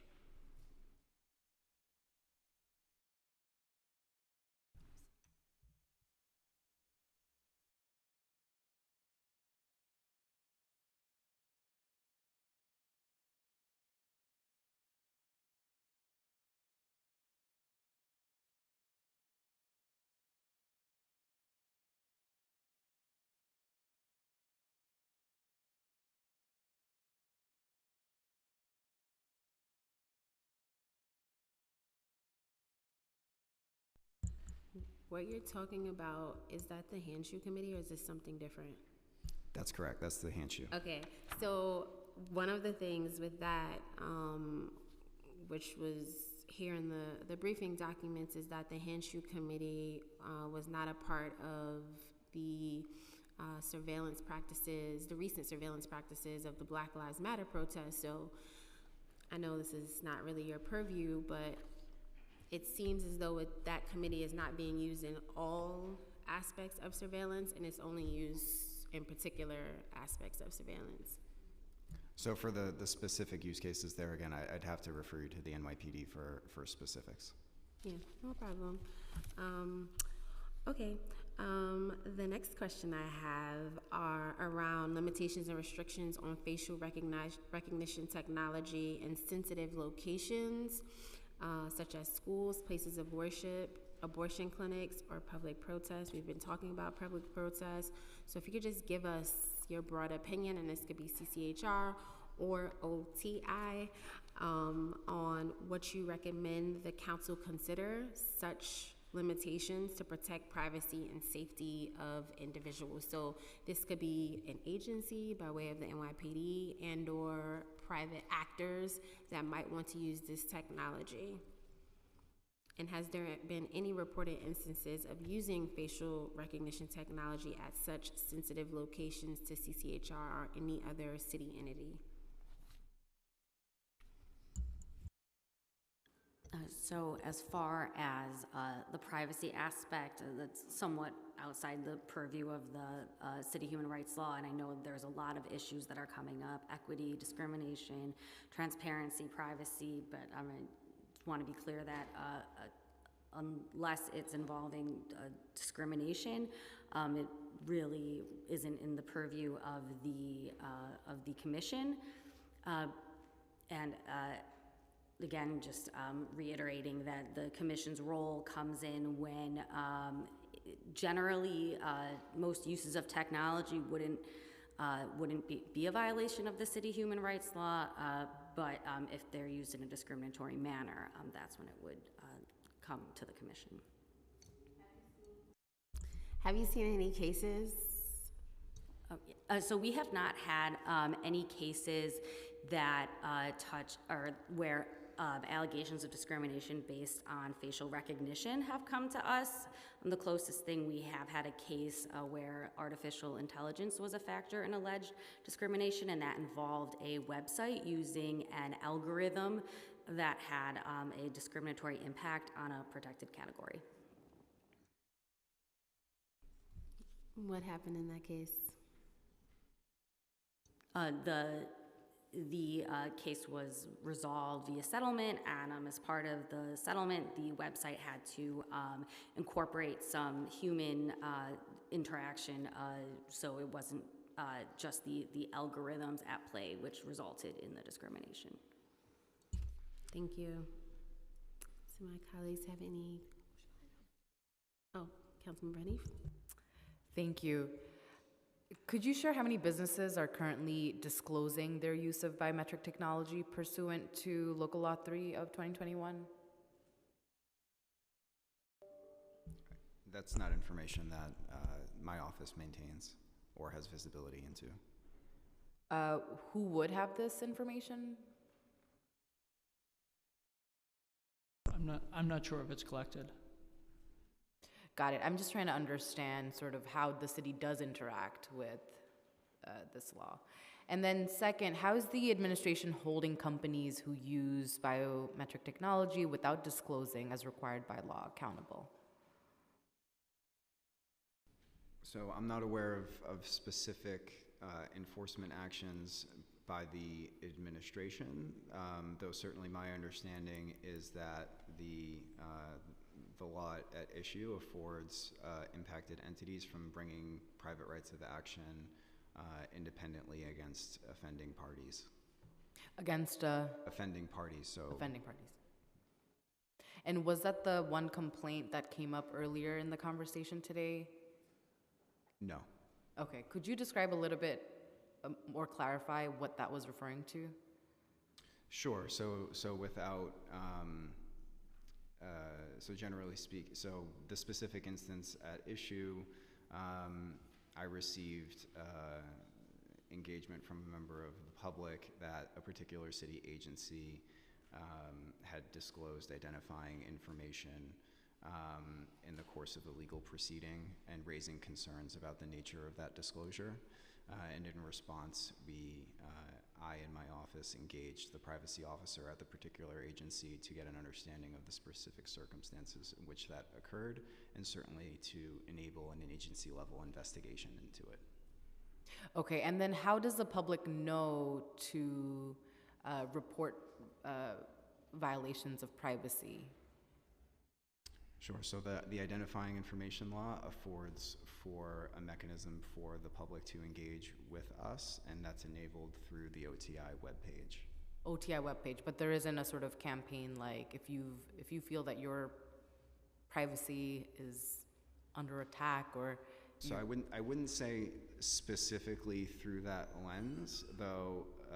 One of the areas that, again, I'm very appreciative of the support of this administration is the efforts that it's made in putting the work of the privacy office and the existence of the privacy office into more public-facing settings such as this one, to make sure that folks are aware that New York City actually does have a CPO and what those responsibilities are. Great. And then what about for CCHR on the this question, but to CCHR, if a New Yorker wants to report, is there material for New Yorkers to know that they can do this, that they should not feel any threat around repercussions when they feel that there's been a violation in their privacy? The issue of violation of privacy rights is outside of the human rights law, which is really addressing discrimination against protected categories in employment, places of public accommodation, and housing. But as far as materials, as part of our agency's mission and mandate, we are constantly educating the public, both the covered entities who are subject to obligations and New Yorkers who gain protections from the city human rights law about their rights, and also about their right to be free from retaliation and how to file complaints. Thank you. Thank you. That's it. Thank you, council members. I think just want to, no other member has questions? No?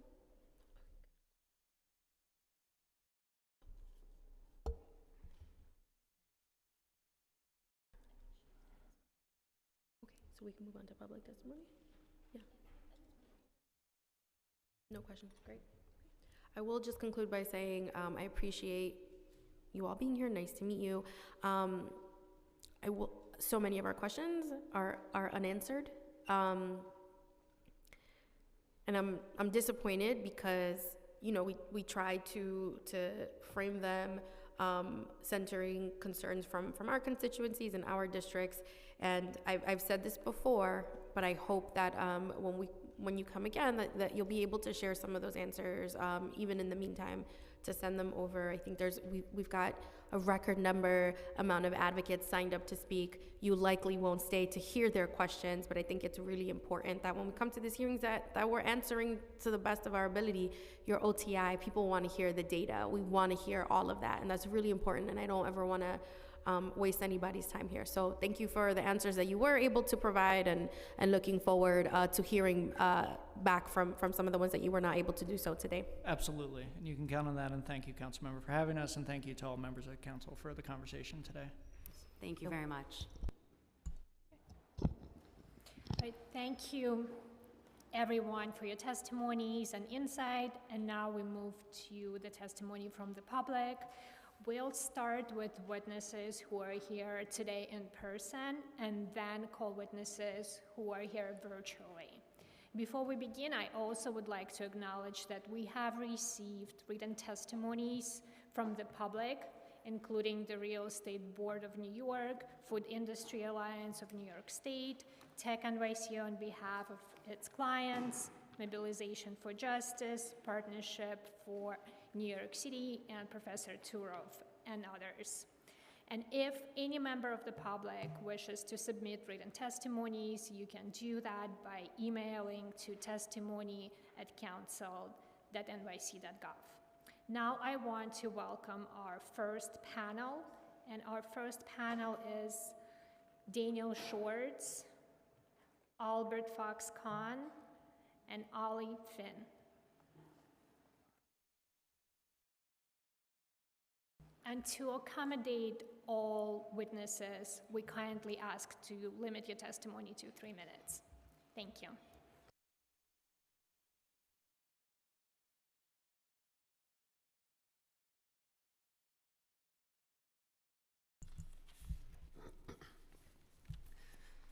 Thank you. My name is Daniel Schwartz, and I'm testifying on behalf of the New York Civil Liberties Union.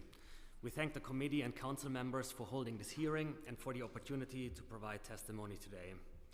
Facial recognition and other biometric surveillance tools enable and amplify the invasive tracking of who we are, where we go, and who we meet. They are also highly flawed and racially biased. The widespread use of these technologies presents a clear danger to all New Yorkers' civil liberties and threatens to erode our fundamental rights to privacy, protest, and equal treatment under the law. The Council must ensure New Yorkers are not surveilled, targeted, discriminated against, and criminalized on the basis of invasive, flawed, and biased technology. To this end, we call for prohibitions on biometric surveillance in areas of severe power imbalance, including its use by law enforcement or other government agencies, in housing, and in other areas where our fundamental rights are at stake or where informed consent cannot be given. Intro 1014 would prohibit places of public accommodations from using biometric recognition, and it would require written consent for any collection of biometric data. It would create transparency, security, and deletion requirements and ensure that customers are not treated or charged differently because they do not consent to the collection of their biometric data. The face recognition deployment by MSG Entertainment to target staff from law firms in litigation with MSG points to Orwellian use cases where it will be impossible to move and associate freely. And the technology's racial as well as gender bias risks disproportionately impacting women and people of color, such as in the misidentification of a black teenager that barred her from entering an ice skating rink. For these reasons, we support banning biometric surveillance in places of public accommodations. Furthermore, visiting retail stores, restaurants, museums, entertainment venues, or healthcare sites should not automatically open one up for the collection of sensitive biometric information without prior informed consent and clear rules for access, use, security, retention, and deletion. To ensure that the legislation fully meets its goals, we make detailed recommendations in our written testimony. In brief, we recommend the coverage to apply to all individuals, not just customers. The policies should be required to be publicly available outright, rather than conditioning their availability on a request. And finally, the private right of action must be further strengthened as an accountability and enforcement tool. On Intro 1024, it would prohibit landlords from using biometric recognition technology. The deployment of biometric surveillance risks conditioning entry into one's home, the place where our constitutional rights are at their most robust, on the provision of one's most sensitive biological data. Residents should not have to live in fear that landlords are tracking their comings and goings and amassing sensitive data on them and their guests. Not only does biometric surveillance in residential buildings cause harm to tenants' privacy rights, but also their civil rights to access housing on equal and non-discriminatory terms. Notably missing from this bill, I'm almost done, is a private right of action that would provide tenants and their guests with a tool to hold landlords accountable.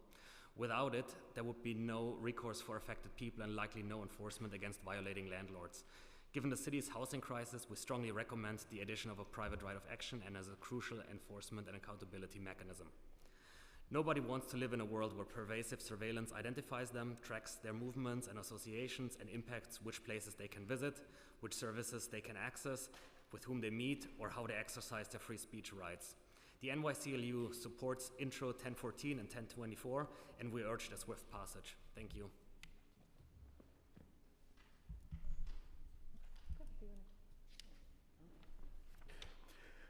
Good afternoon. My name's Albert Fox-Kahn, and I'm the Executive Director of STOP, the Surveillance Technology Oversight Project.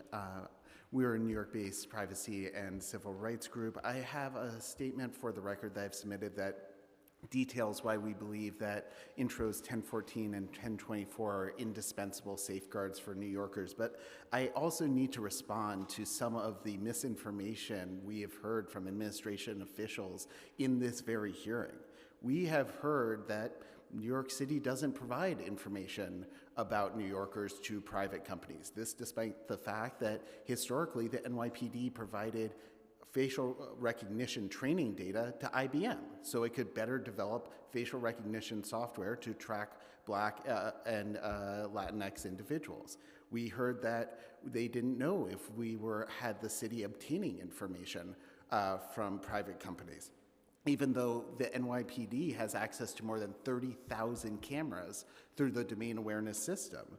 You know, we heard how equity was a value that was driving the city's policy, but when my organization asked the NYPD for its data on the bias and accuracy of its own facial recognition system under Freedom of Information, as described in this hearing, we were told not only that they wouldn't provide any records, but that the records didn't exist, that they truly had no information about whether or not their own facial recognition system was biased. This was submitted under oath by NYPD officials, and we're continuing to litigate that matter. You know, we heard about how there are all of these commitments to transparency, despite the fact that the Office of the Inspector General recently came out with a report saying that the NYPD has failed to correct 93% of the deficiencies found in the 93% of the deficiencies found in the NYPD's implementation of the Post Act. The NYPD is systematically breaking transparency and oversight laws. And while it's great that we have identifying information protections under city law, as was described with Public Law 247, there is no mention of the fact that there is a carve-out that you can drive a truck through, that it exempts information disclosed for law enforcement purposes. So again, we are told this narrative that New Yorkers' privacy is being protected when in practice it is a free-for-all. There are no meaningful safeguards, and that's why these sorts of protections, why we need these sorts of laws to defend against the consistent growth of facial recognition. I want to highlight that given this track record, we cannot trust the administration to enforce these laws. Arguably, human rights law already outlaw facial recognition because it is discriminatory and barring access to a place of public accommodation, but that has never been enforced. And that's why we need a private right of action in both these bills. Thank you. Hi, my name is Ali Finn. I'm testifying today on behalf of the Surveillance Resistance Lab, an NYC-based organization that focuses on corporate and state surveillance systems as one of the greatest threats to democracy, migrant rights, economic justice, racial equity, and economic justice. I'm also going to go off script because I'm so concerned by a lot of what OTI shared today. OTI said that they are not aware of city agencies purchasing our private data from private entities. We have a lot of questions about how this works, but we know it is happening. For example, Data Miner, which is a social media surveillance company and data broker, which there have been numerous news reports about how Data Miner extracts social media data to surveil and help police target Black Lives Matter protesters in the wake of George Floyd's murder. Data Miner contracts with the NYPD, as well as the Office of Emergency Management. LexisNexis, one of the most notorious data brokers, which helps ICE profile, track, identify immigrants for detention and deportation, also contracts not only with the NYPD, but numerous city agencies, and we have a lot of unanswered questions about how much of our city data is going into LexisNexis profiling systems.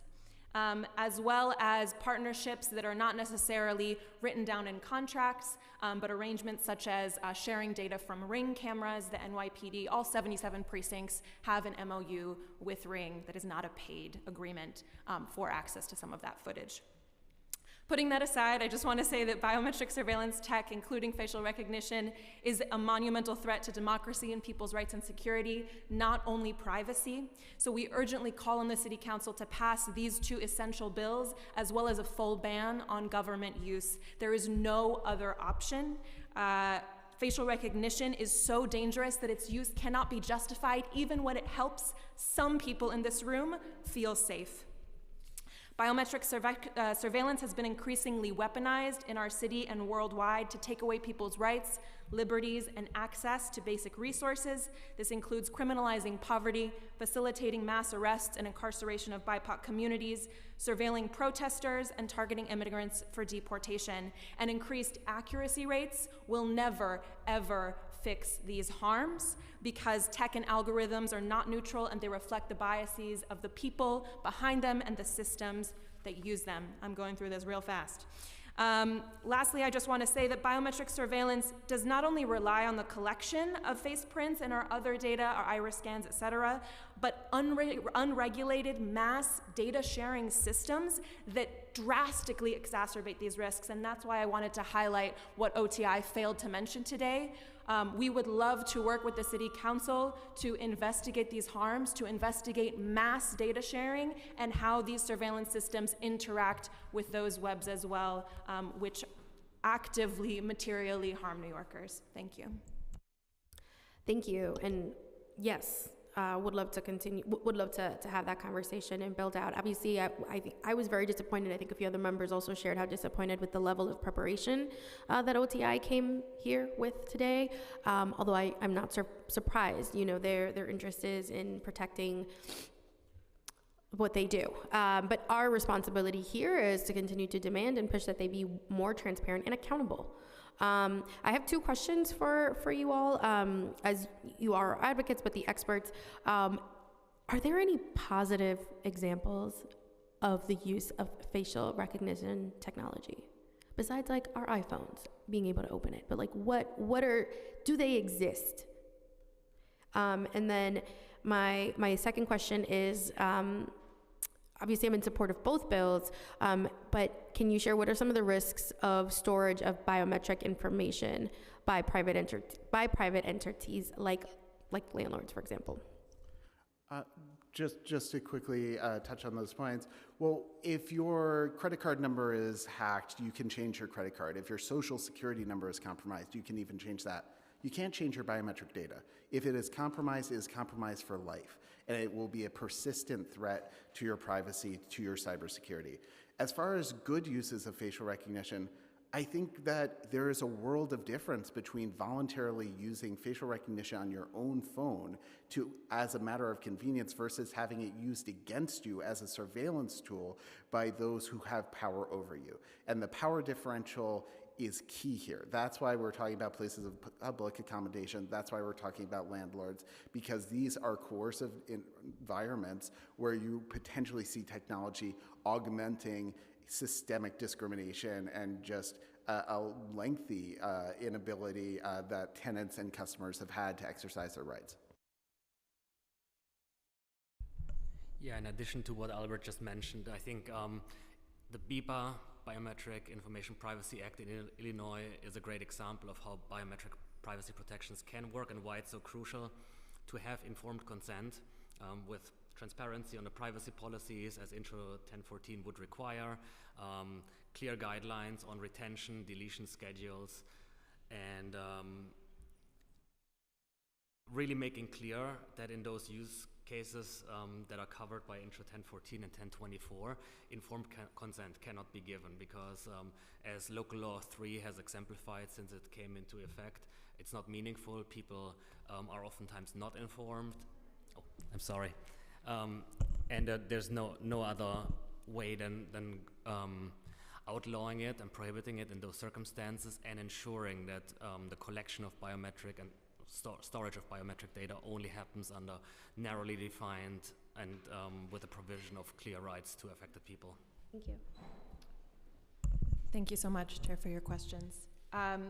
I agree about Illinois' law. It's one of the strongest ones we have in the country, and there's numerous jurisdictions that are legislating responsibly about this, and many of those are full bans.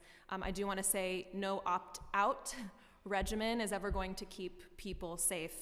Opt-in is there's a lot of debate about that. I don't have a lot of positive use cases for you, but gold standard would include opt-in, never any opt-out to put the burden on the resident. You also asked about risks of storage by private entities. These are numerous, largely because it's not only at the local level that we don't have adequate protections. We don't have adequate protections or any protections really at the state or the federal level. So when we're talking about private entities that extract, store, share, and sell our biometrics and other personal data, there's virtually no restrictions about how they retrieve that data, who they share it with, where it goes, the extent of where it is sold, and we don't know the full extent of it. In addition, ransomware attacks and cybersecurity attacks are increasing on municipalities. Some of what Baltimore dealt with is a really terrifying example of that. And just like Albert said, this is not information that can easily be changed, right? You're stuck with your iris scan and your face print pretty much forever. And we cannot take these risks because the NYPD wants to feed the domain awareness system, and because landlords want to drive out rent-subsidized and low-income tenants. And if I could just add on a personal note, I recently rented an apartment, and I tried very hard to find one that wouldn't collect my biometric data. I couldn't. And so every day I have to go into a building where my data is being taken without my consent and without even the bare notice that's required under existing laws. So notice is not enough because it's simply not being honored. Thank you. Councilmember Hanif had questions? Yes.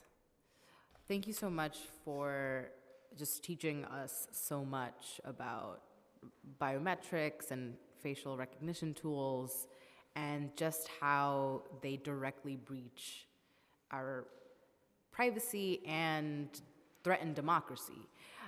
Could you share if right now, like the expectation for me, for us, is that some store has collected my biometrics? Can I just assume that I've gone to a grocery store, I've gone to a shop that already has my details, my data? What does this mean for me? What does this mean for a New Yorker day to day?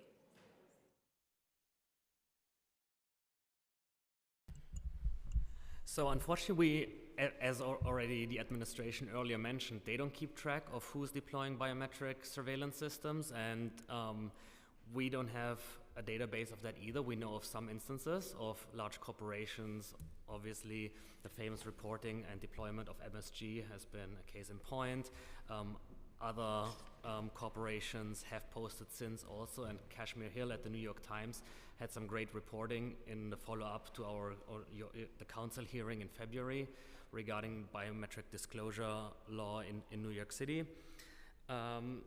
But what it means, I think it really depends. We see the rise of centralized data collections by some of those surveillance vendors that will be able to really analyze customer and people's behavior of which stores they visit, how they spend their time, what they're interested in, target them very specifically. We see it with MSG, where they scraped all the law firms' staff pages and LinkedIn pages for profile photos of people that work at law firms that are in litigation with them and deny them entrance to the venues that are under their control. And I think that is just the tip of the iceberg. In my testimony is the case of a black teenager that was denied entrance because of a misidentification of her that flagged her as having been involved in a fight, but she had never been before to that ice skating rink, and she was denied entrance and had to wait for her parents to pick her up afterwards. And I think in the vast majority of cases, people will never know that their information is being collected. There's profiles created about them. And I think that's also why we only know about so few cases nationally, and the cases that we do know about, the 6 publicly known cases of false arrests, or where people were arrested because of facial recognition misidentifications, all 6 of them were black men, and where we know the software utilized, it was DataWorks Plus, what was mentioned earlier in the testimony by OTI, that is used by the NYPD, and Clearview AI, which also has been used by the NYPD. Thank you for the question. I think similar to other forms of surveillance, biometrics collection and facial recognition is about power. And who holds those technologies are those whose power is being increased. If you yourself, mentioned the history of post 9/11 surveillance in the city on Muslim, Arab, South Asian, and other communities, the Department of Homeland Security's establishment after 9/11 drastically increased funding and rhetoric and support for surveillance across the country, including in New York City. And a lot of that surveillance is based on targeting people who those in power at the time decide is a threat. And that threat can change. And what that means is that surveillance doesn't target everyone equally, right? These are a threat to all of our rights, but of course it is targeting certain groups of people more, and the City Council has a responsibility to protect people of color, to protect Muslim, Arab, South Asian communities, to protect trans and queer communities, low-income communities. The list goes on. And what it means for you as a New Yorker depends a little bit on who you are and where you live, and I think that's important to not skate over. MSG showed how a company can decide that a lawyer is a threat because of where they work and deny them the opportunity to see a performance with their child. But it also shows that surveillance can be easily weaponized in so many other iterations. Business owners can racially profile shoppers and call the police on someone simply for what they look like, for walking into a store. And landlords can criminalize and limit who comes and go, and like council members have mentioned, deny people housing and increase eviction rates and gentrification. So I can monologue about this for a while, but I'll pass it on. I think the sad truth is no one can tell you the complete answer, because the technology is going to continue to evolve. It's going to continue to proliferate, and your biometrics won't change.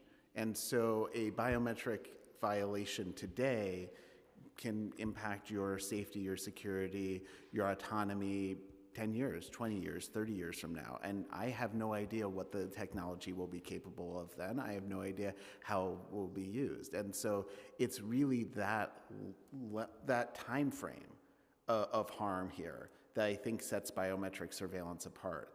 That, there's a lot of data that's collected about us constantly, but this is the one piece of data that will, stick with us for the rest of our lives.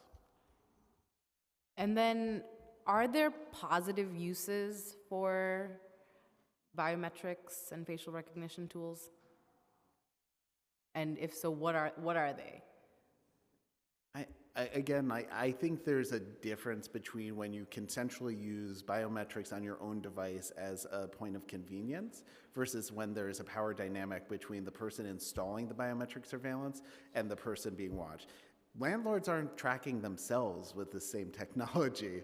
Oftentimes, they are installing it to track tenants and not the other way around. Business owners are not being tracked with this technology, the customers are. And so I think it really, you can never look at a technology divorced from the power dynamics of how it's used. We get this question a lot, including from folks at the NYPD when we raise concerns. And I just want to say, just because a technology exists doesn't mean we have to use it. It doesn't mean that it's the solution. Just because a company is selling a product doesn't mean that we have to buy it and apply it to New Yorkers' lives. So when I get asked that question, I like to talk about other things that I would like to see our city invest its resources in, like housing, like schools, like a lot of what the mayor has cut budget from, rather than technologies that serve corporate and carceral interests. Yeah, and I would just add that the few use cases that are often marketed with and are used to justify the deployment of biometric surveillance don't weigh against all the harms that we're seeing. And as I mentioned earlier, we only know of the tip of the icebergs because most of the people are never made aware under what kind of evidence, whether facial recognition was used, for example, in their arrest, in their identification. And facial recognition on biometric surveillance at large, it's dangerous when it works, as we see in the MSG deployment, and it is harmful when it doesn't work because of all the racial and gender bias that we have mentioned. And then finally, the companies that are like scraping this data and like investing in biometrics and facial recognition tools, like is this a growing like base of companies? Like, are we just seeing more of these companies? And do you have the research on like who are the most egregious companies or most popular companies in New York City? Given the admin really had no answer to that, but since you all do this research day in, day out, would love for the council to receive some of the names of these companies to learn a little bit more. It's a vast field and it's only growing because of the lack of regulations. And I mentioned BIPA earlier. Under BIPA, fortunately, there was a settlement against Clearview AI, one of the most infamous surveillance vendors that has amassed more than, to their own account, 20 billion social media images. So basically anyone that has ever used a social media platform, whether that's Facebook, Twitter, Instagram, LinkedIn, and hadn't locked down their privacy settings and had some photos publicly available, that person is likely to be included in that database and could be in the crosshairs of paying customers of Clearview AI. There's most or many of the large tech companies have their own biometric surveillance systems. There's a number of algorithms that are out there, and even small startups have scaled up, and I think it's impossible to track at this point all the names of vendors because there's literally hundreds.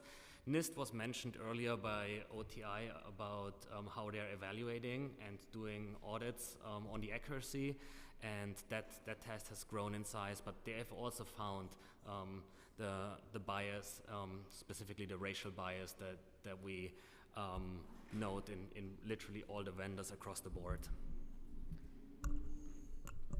Yeah, I just want to highlight this even further, that we don't know the full list of vendors that the city is contracting with. Going back to fiscal year 2010, there are almost 5 million anonymized spending records in the city's procurement database. That means that the vendor is not named. This is across all agencies. We do not know the scope of these contracts. And to answer the other part of your question, this is an extremely lucrative industry that is only growing because of this lack of regulation and because of the money there is to be made, because of the increasing list of customers for these vendors. And a lot of times when cities and agencies are contracting with vendors focused on surveillance and data-driven technologies, they are not only using data that comes from those vendors, but they're providing that information. So law enforcement data is shared, private information is shared. I'm happy to go into more detail.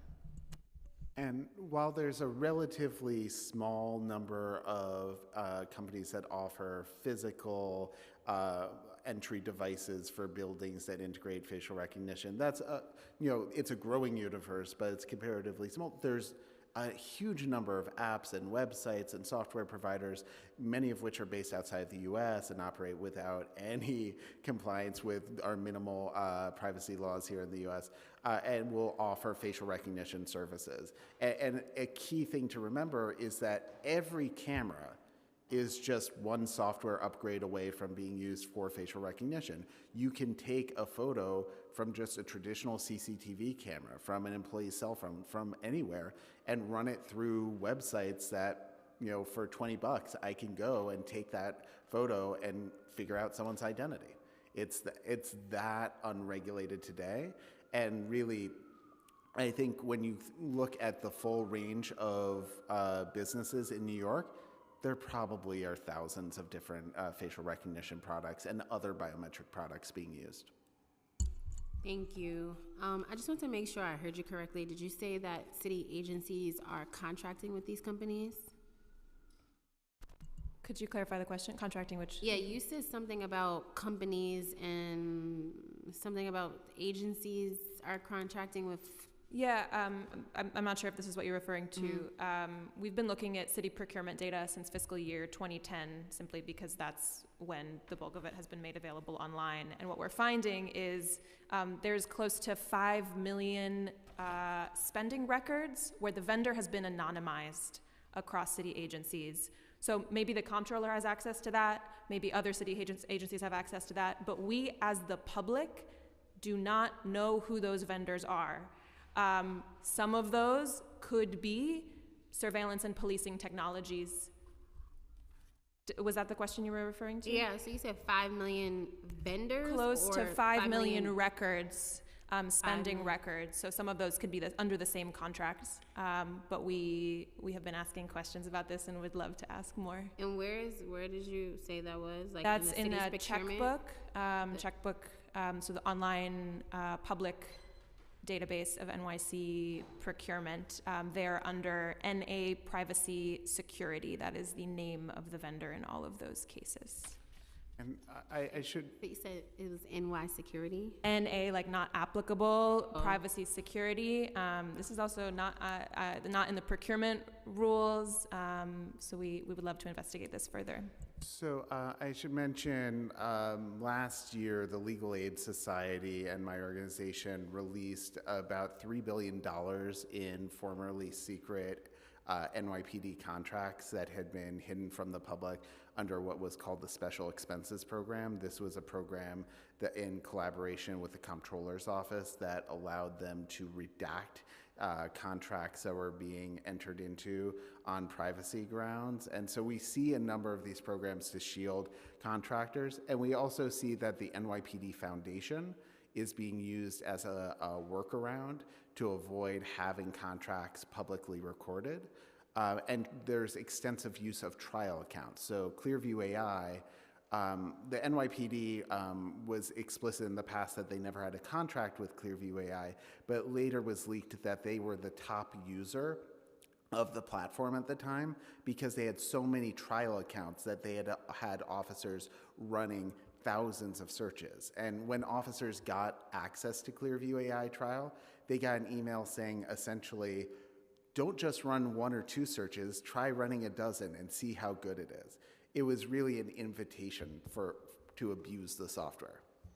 Yeah, thank you. I was just wondering because I know that the administration testified when asked a question about the usage of consultants that are providing this, and they kind of made it seem like they don't know, or the city wasn't potentially using those resources.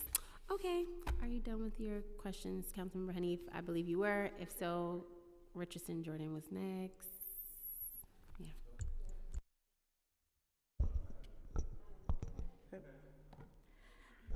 Hey, thank you for coming. Thank you for waiting. Thank you for your testimony. I appreciated the information because I honestly picked up a lot. And I just wanted to ask you, because you're advocates and you're informed in this space, how would you combat the narrative around policing and crime? How would you argue about the values that we're speaking about to end the surveillance in the context of people saying that, well, we need to do the biometrics to stop crime? I think it's important for people to understand just how error-prone facial recognition is. In addition to the algorithm being biased in many cases, you also see a lot of pseudoscience. So the standard procedure for the NYPD has historically been that they'll get an image, and if the eyes are closed, they'll Photoshop them open. If the mouth is open, they'll Photoshop it closed. And in some cases, they've even gone onto Google and typed in the phrase black male model, found the face of a random individual, copied the jawline of that individual onto the image from the crime scene, and then put that collage through the facial recognition algorithm, and that led to an arrest. And so you see a lot of these practices I'm sure you'll hear from technology industry professionals later about how algorithm might be improving or might be changing, but the algorithm is just one source of what's driving the error here. And so it's not a question about choosing between our Constitution and our safety. It's a question of whether we're going to allow the city and for these businesses to continue to waste huge amounts of money on technology that is putting New Yorkers in harm's way. I just think that, as we've seen all too often with the administration's rhetoric on surveillance, whether it's ShotSpotter or handing out, air tags as a way to prevent car theft, even though they've been routinely abused to stalk members of the public, that they're looking for the rhetoric of a quick tech fix, but all too often the tech isn't up to the job. I think that as more and more people look for alternative approaches to policing that can be inherently violent, there is a push towards technology and towards surveillance, and that can be tempting. But what I always talk about with people is it's really important to remember that surveillance is a form of policing. It has always been in service of policing. Oftentimes what people experience on their bodies is a direct result of tech-supported surveillance that led to that moment, whether it is an ICE arrest or someone being racially profiled and physically harmed by the police. It plays a role. So I think there is a difference between surveillance cameras making some people feel safe and what safety actually is. Do they prevent theft from happening or harm from happening? No. But they have the illusion and push us further away from the interventions that our communities desperately need that are actual public safety. Yeah, maybe just to add on both Ali's and Albert's points, a lot of the use cases are also not for what it's often that will prevent terrorist attacks or other really serious forms of crime and incidents here in New York, but we see this technology used against minor theft of for example, a man was identified through facial recognition and he was stealing bottles of beer at a corner store. How they actually used the facial recognition in that incident, they used again these completely unscientific methods and used a celebrity lookalike because they thought this person looked like Woody Harrelson, and so the CCTV footage was so grainy and at an angle, bad resolution. So instead of using the original CCTV capture, they Googled the actor and utilized a high-resolution portrait of the actor instead. Okay, thank you. Councilmember Holden? Thank you. Just to clarify, you're against, and this is yes or no, you don't have to go into a long explanation, but are you against the Argus, the police Argus cameras that, we pay $35,000 as council members to post in the neighborhoods? Yes, I'm against the use of those cameras because they haven't been shown to actually. No, I would imagine. Go ahead. Yeah, number. Which cameras? The Argus, the police cameras that we see. Argus. I think it depends on the specific details there. These are surveillance cameras that are on the streets of New York City, all over. There are thousands of them. So yeah, against. You're against it? Yes, we don't need them. You don't need them either. Okay, are you against the red light cameras? No, as long as the privacy protections are there. So it really depends on the limitations, both from a. So red light cameras, speeding cameras, you would be okay with? So it depends. So there's both protections from the technological side and the policy side. And for example, if those are met. No, I just want a yes or no. I mean, no, because there's no simple yes or no because there's such a wide range. Well, you know what a red light camera does. Yes, but there's different products, and so as long as the protection. But it gets your license plate, and it sends you, a fine. What about you? Are you against? I agree with Daniel that these are complex issues. Oh, the complex issues when we talk about running a red light. But not for catching a mass murderer with the Argus cameras, right? I think it goes down to, again, who has access to that data and what is being done with it? Okay, so let's say the person who just killed 3 kids, we use facial recognition to get him, to arrest that person. That's not good. Is that what you're saying? I mean, council member, that's a horrific hypothetical, but the truth is this is being used to arrest people for shoplifting beer. Like, we can always talk about I know, the but hypothetical. there is a thing called where we have the technology and we could actually put somebody away that could protect us on the streets of New York City from this person repeating the crime. And the fact that all 3 of you seem to be against an Argus camera is ludicrous. That's my opinion. But the second thing, you also mentioned about the Ring cameras. Do you know that they're taking the Ring, the NYPD had an agreement with Ring, people who posted their Ring information online, they put it online for other people to see, to warn people against people that were stealing packages and or coming in their yard and trespassing. So I posted it, let's say, because I'm on the Ring network, to warn my neighbors. And you're using that as an example of how the NYPD is infringing on people. This is ludicrous. This gets to a point where you're not mentioning everything and you're just picking and choosing. Like, you're for the Ring camera. I mean, you're for the speed cameras, sort of. Some are not, but you're not against cameras that can put murderers away, or at least catch them, get them off the streets. Okay, thank you, Chair. I mean, it's just mind-boggling. Can I briefly respond, Chair? Sure, briefly. I just want to point out, in recent weeks, there was an individual who refused to give police Ring camera footage about their neighbor and received a warrant for all the Ring camera footage, not just of their neighbor's house, but from within their own house.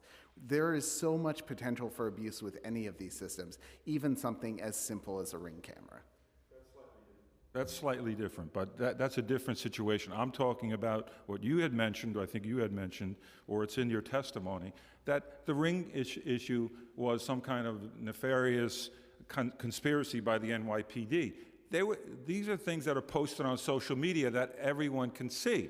That's what I'm mentioning. I didn't mention anything about other agreements that the NYPD did. But see, we got to get the whole picture here.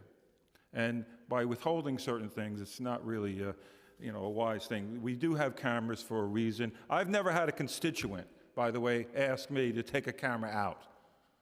They want more cameras on the streets. And your extreme views on this is troublesome, because you can't pick and choose. Oh, I like the speed camera or the red light camera. Some of you have done that. Or I don't like where we can catch a murderer. Come on. Are we living in the bizarro world here sometimes? I understand technology has to be controlled. I understand that. But we get to a point where if it really makes us safe, and not feel safer, when it really makes us safe, that I don't want somebody placing a bomb in Madison Square Garden. If facial recognition stops that, then I'll be for it. I have nothing to hide. If you put a sign up, there's facial recognition, you don't want to come in, don't come in. You don't want to go into the store, don't go into the store. You're going to infringe, going the other way, you're going to infringe on the rights of the rest of us. Thank you, Chair. Thank you, Councilmember Holden. Okay, I had some questions as well, but just wanted my colleagues to go. So if you could share with us the harms of potentially linking data. I think it's one thing to have like facial recognition data, but then it's another thing when data gets linked. So are you able to share with us the harms of linking data, especially like biometric data? Yeah, when you combine and link data, you're multiplying the impact it has if that data is breached, if it's disclosed, if it's accessed by a third party. The more you have, when you see vendors like LexisNexis or Thomson Reuters compiling dossiers, each of these data points may seem innocuous on its own, but the danger posed by the amalgamation of all this data is greater than the sum of its parts. So I would say that you're creating an even greater impact when you link data. And just to add to that, the other danger is that in many cases what we see is it's not only people's data points that are getting linked, their biometrics, their biographics, right, their home address, where they live, what they do, etc., but also assumptions about them, very harmful assumptions, and categories and labels like people put into the NYPD's gang database without their knowledge. Those people in the NYPD's gang database are labeled as a gang member or an alleged gang member, and that label can follow them, right, in these data sharing systems, regardless of what they have or have not done. And as we know, many people in the NYPD's database were put there because of the color of shirt that they were wearing, the neighborhood, what they post on social media. So we also see that these labeling of people as criminal, as undocumented, as threats follows them and can further exacerbate those harms. And again, we have very little regulation, transparency, oversight into these systems. Yeah, I think to just add on, and something we haven't mentioned yet is also the linking of those technologies, of databases, of correlating different technologies together is oftentimes greater than the sum of its parts. And I think a good example here is the Nightscope robot that was released or announced by the NYPD a couple of weeks ago. That specific robot or the deployment and pilot project did not follow the Post-Act requirements to first post a use and impact policy, get public comment, and then finalize that policy before any procurement and deployment of such a technology. And this robot specifically, it combines video analytics. As mentioned earlier, it has video cameras, it has microphones, but also the vendor includes in its product facial recognition. Supposedly it's not being used, but it also includes other forms of video analytics, such as license plate reader detection.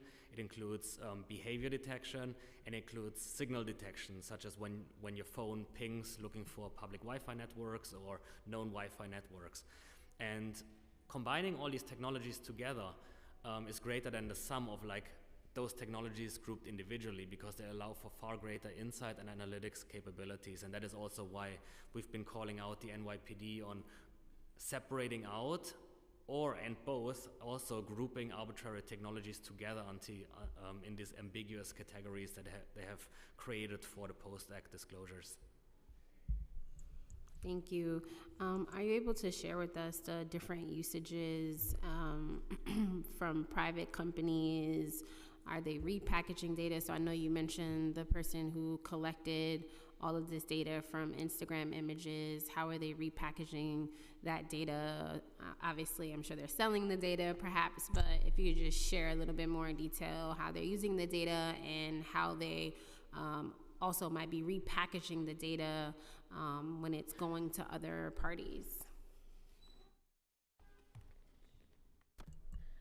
So it can work in various ways. I can speak to one example of data brokers, and maybe someone else can speak more to Clearview, the company that you mentioned on facial recognition. So data brokers make their money by mass extraction, scraping, purchasing of our most intimate data, repackaging that data, often with analytics products based on algorithms that can be biased, to make predictions about risk, for example, and selling those to both private and government entities. So for example, LexisNexis, which I am very much not a lawyer, but legal students, journalists use LexisNexis research products. That's how many people know them. Lexis is a mass data broker and has been for decades, and they create dossiers on people. They advertise they have 10,000 or more public and private sources of data. 10,000 or more public-private sources of data. So they have these dossiers on people, which include their biographic information, where they go, what they do, who they know, their health records, perhaps, any court records, local tax and property records, utility data, marriage and divorce records, traffic violations. All of these comes into a usable profile that then law enforcement can purchase, including ICE and local police. That's just one example. I don't know if that answered your question. No, that did. Thank you. How do you delete data out of these various systems? I know there's a lot of cybersecurity concerns if these systems are breached. Is there a way to extract your data outside of some of these systems? Well, I mean, the terrifying reality is the vast majority of New Yorkers have no idea what data is being collected by these systems to begin with. We have no way to confirm that it's being held, and we have no way, absent a court order, something that I've never really actually seen in these sorts of cases, that you could compel it to be deleted, whether you're looking at databases like the NYPD's domain awareness system or the government fusion databases that share NYPD data with federal agencies like ICE, whether it's the private sector data brokers like Thomson Reuters and certainly LexisNexis. You can opt out of some systems. There are some cases in the private sector where you can, but in the public sector you can't. And even worse, a lot of the time, there are so many redundant copies of your data out there, by the time you opt out of one, they can just populate it from another database. Maybe just How can we, oh, go ahead. Just with regards to Clearview AI, so for example, New Yorkers have no way of getting their biometric data deleted from that vendor. Residents of Illinois, because of the BIPA law there, have that possibility to get their biometric data deleted, and also residents from Europe because of the GDPR protections.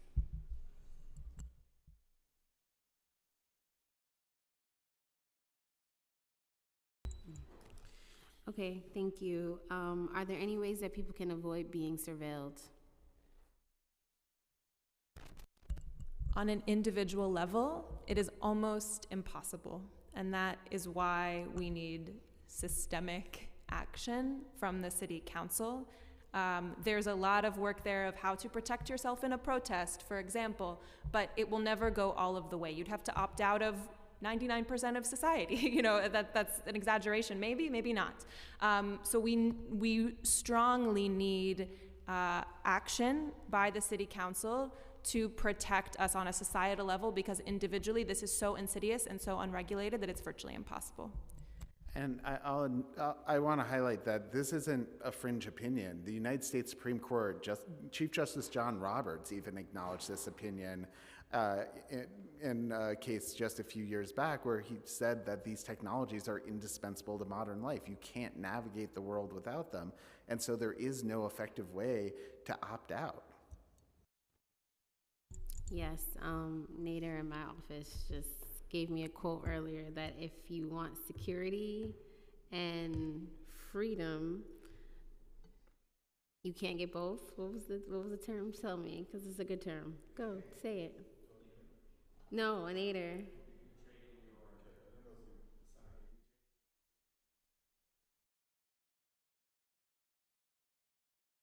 Yes, so pretty much if you trade your freedom for security, you pretty much end up with neither. And so that's kind of what you're saying here, that of course people are trading in freedoms for the sense of security, but in trading in your freedom, you essentially don't get either. Like, we're not more secure, and at the same time, in the same breath, you're also trading off the freedoms that you have and rights to privacy. So. And that's not a new position. Benjamin Franklin made that point more than 2 centuries ago. It was Ben Franklin's point that he quoted to me. Okay. Do you have any suggestions outside of the bills today that the council could consider to prevent companies from discriminating against people through the usage of the technology? Well, I think that in addition to the bills today, it's really indispensable to have a private right of action in both bills to ensure that, you know, individuals can have their day in court when their rights are violated. I think it's also crucial that we update the Post Act, which, you know, was meant to require the NYPD to disclose these sorts of surveillance practices, but which they have systematically violated for years, and now it's an opportunity to have greater accountability through legislation. And I think we need to really revisit some of the decisions made on algorithmic discrimination a couple years ago at the council in the case of employment, because New York law we have a number of laws that have attempted to address the threat of algorithmic discrimination, but without actually having the sort of robust protections we need.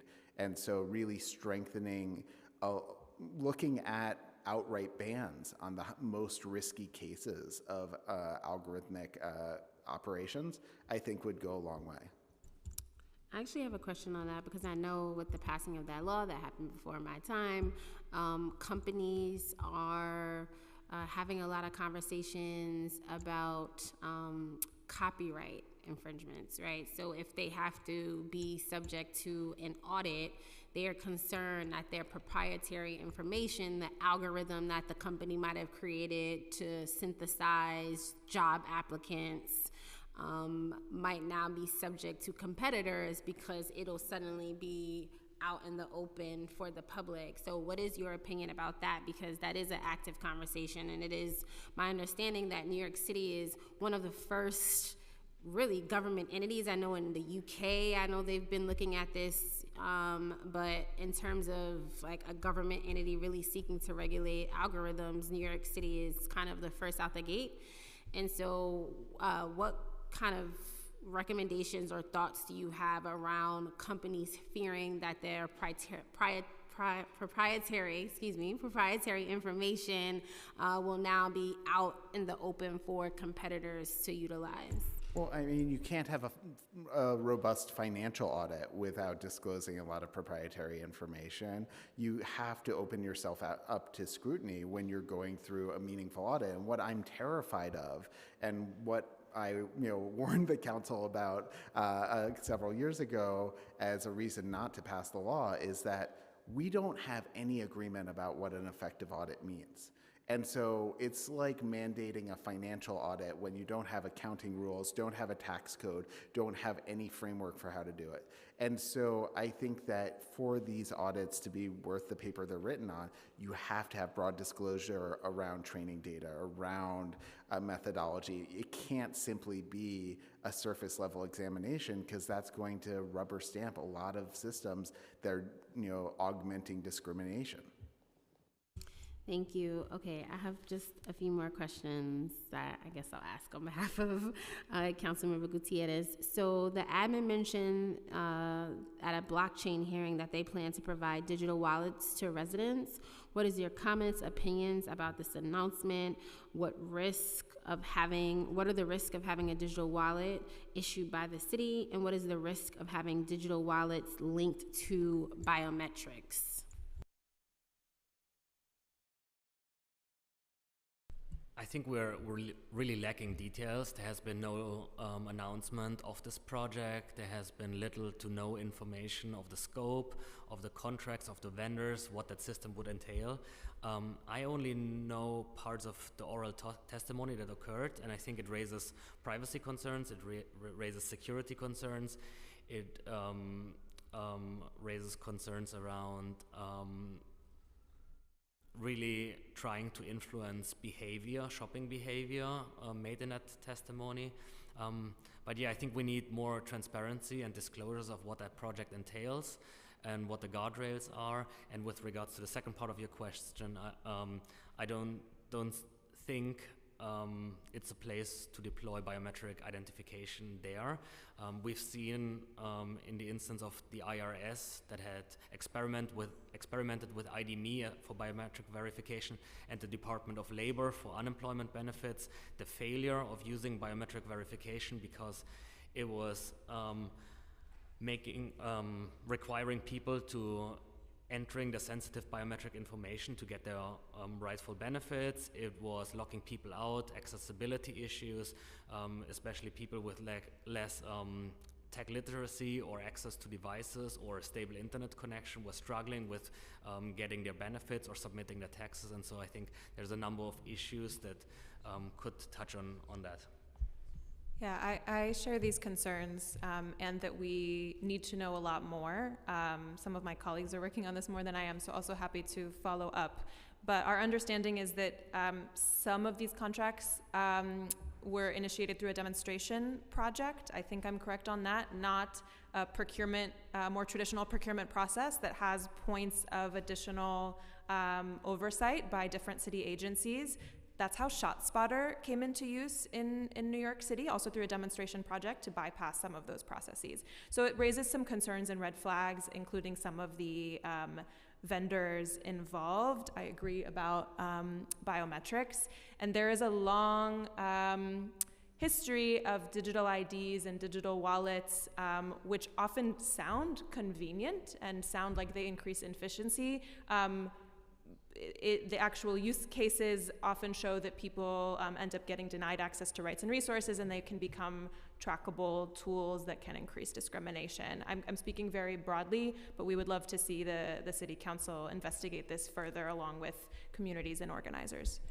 I mean, blockchain would be a boondoggle. It's an absurd proposition with no technical justification. And we saw with the Excluded Worker Fund how bad some of these payment delivery systems could be using existing infrastructure.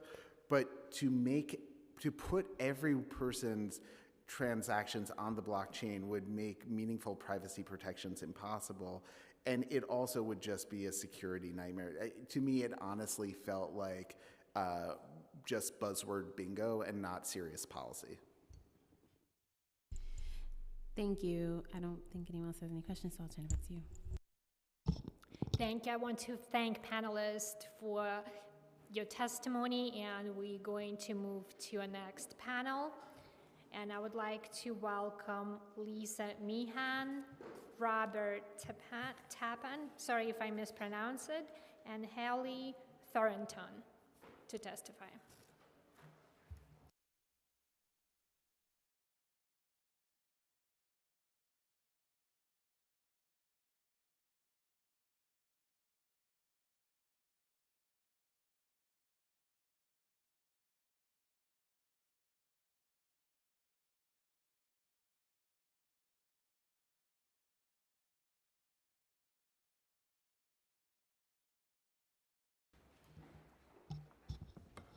Any order is fine.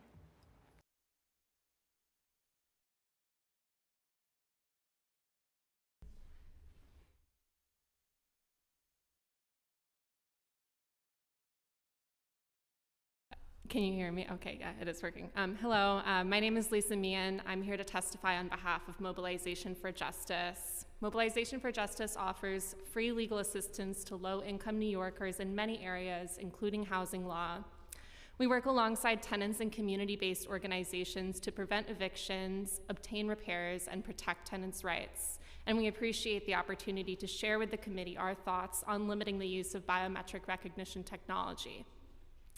It is well documented that facial recognition technology is less accurate at identifying the faces of people of color, women, elderly people, children, and transgender and non-binary individuals than it is at identifying the faces of cisgender white men. As a result, tenants are often misidentified by the technology in their buildings. Tenants at one building have to resort to humiliating dances in front of their cameras just to be seen by the cameras, and guards end up buzzing in everybody who is waiting. The cameras at that same building mistakenly let a tenant's cousin in, even though the tenant's cousin did not actually live in the building. So overall, both false positive and false negative matches result in less security for tenants rather than more security. Even if the technology were able to identify all faces with perfect accuracy, its use is still a violation of tenants' privacy.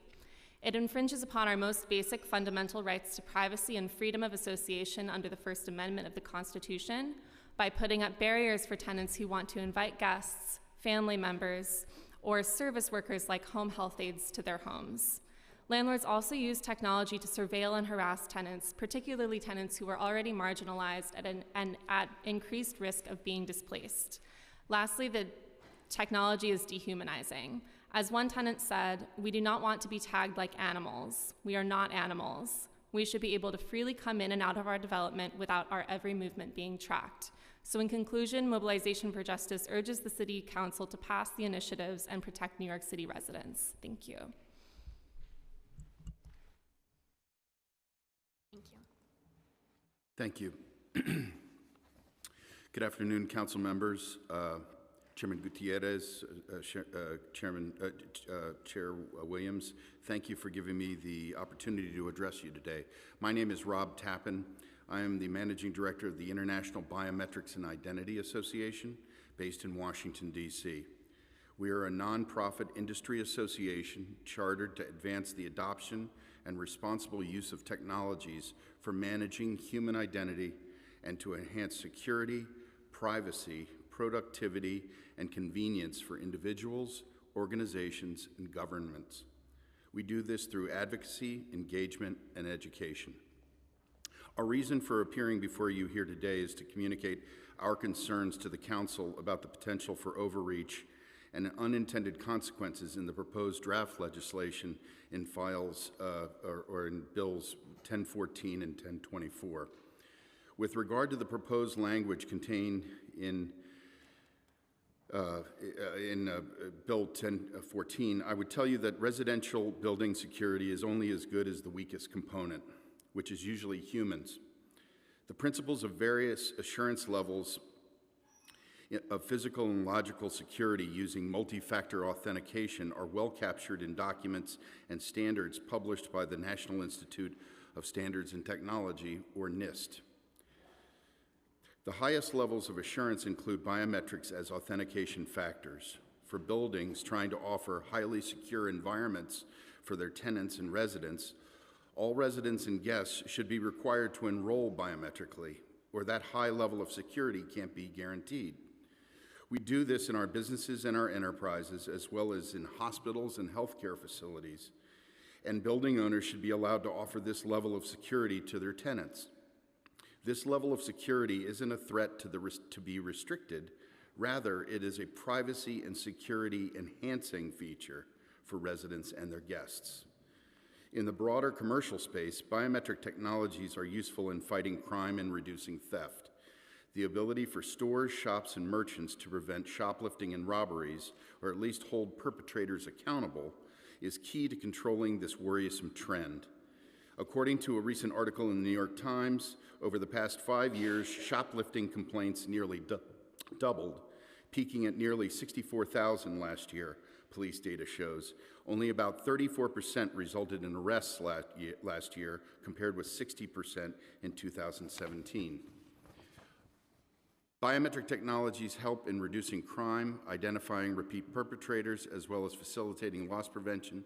And when stores can't control their losses over time, they must make a difficult decision about whether they remain in business in that location or their neighborhood. I have just 2 more sentences. When stores and commerce flee that area, that can create phenomena like food deserts, limiting the options of area residents, which in turn exacerbates the cycle of crime and economic despair. Asking criminals for permission to enroll them biometrically isn't realistic and doesn't support the objective of reducing crime in New York City. I'll leave the rest of my remarks for the record, please. Thank you. Thank you. Questions? Councilmember Holden? Thank you both for your testimony. So I'll ask you both. So what you said is that if the residents opt in for facial recognition, is there anything wrong with that? That the residents said, I wish to participate in this because my building would be safer. Would you be against that? Let me ask, because you spoke against it. Would you be against that?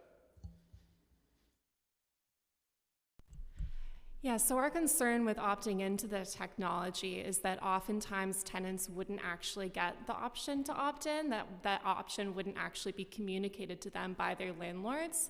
And then even if they are given the choice to opt in, oftentimes tenants wouldn't feel like they actually had a choice because of the power imbalance between landlords and tenants. So we would have an issue. But let's say there was a bill, or included in this bill, that residents could opt out of the bill because they would like to have their building, whether it's their perception or not, whether it's safer, but that they feel that they want to keep people who are constantly getting in the building. Let's say the doorman or security person misses the person going in and gets in the building. Or somebody brings somebody in that had domestic violence, let's say, issues, and we want to keep them out. Technology often is better than somebody saying, oh, I think that person looked like that guy, I'm not sure. Whereas the biometric, I mean, I've read issues, and maybe you could attest to this, but that what you had mentioned in your testimony, that mostly people of color are singled out in this, and the technology was bad. That was the case with the articles I read. That was the case years ago, but not anymore. And what I'm reading is there's a 95% success rate. Do you have any other information on that? On facial recognition? Yes, Council Member. Yes, the cycle of innovation that has taken place even since 2019, when most of the where this sort of misnomer first occurred, the development of technology and innovation has quintupled, gone at an exponential pace in order to improve and be better and more effective and more accurate. But have you heard 95? Because I read articles where it said 99% success rate, 95. That's not good enough. Are people opting in to say, my building, I live in this building because I'm afraid, and I'm afraid of who gets in the building, and I'm afraid I don't believe that the security at the desk is good enough, or whatever the reason. If somebody wants to opt in, shouldn't they be able to? And you say yes, but you say it could be a slippery slope, I guess, right? Yes, Council Member, I just want to make one point, and it's a personal story. I have two parents in assisted living right now. They're in a folks' home not too far from my house.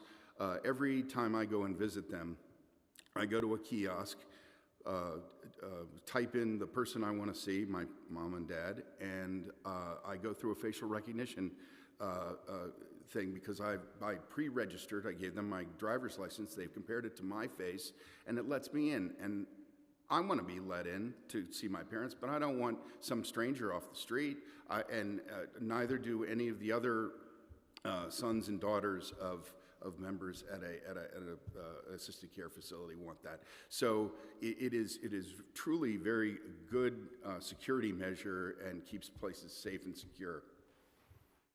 Thank you. Thank you, Chairs. Can I ask you a question? Can you share examples of instances where landlords adequately inform their tenants about no hot water, about a broken elevator, no heat? I think it is wildly irresponsible to position landlords to put up notification in their buildings about opting out. It is really dangerous because they don't even do the minimum to meet dignified housing in many cases and in districts like mine. I don't know about every other district that maybe has privilege to have doormen, but that doesn't happen in a lot of communities of color. So do you have examples of when that does happen? Not on top of mind. I can't think of any specific examples of landlords providing notice for things like that. No. So would it be safe to say that you also don't feel confident that they would even follow the existing law, which is notifying tenants of when their biometric information is being captured now? Yeah, like we said, our concern with opting out or even opting in is that tenants often don't feel like they have a choice when they're in negotiations with their landlords because of the power difference between landlords and tenants in these types of negotiations. And there's a troubling trend of technology, any kind of technology used by landlords to surveil and harass tenants. Mm-hmm. In our written testimony, we talked about a lot of examples that are well publicized of landlords using, for example, typical security cameras without facial recognition technology to harass tenant organizers, to screenshot minor lease violations, and try and evict tenants. Thank you.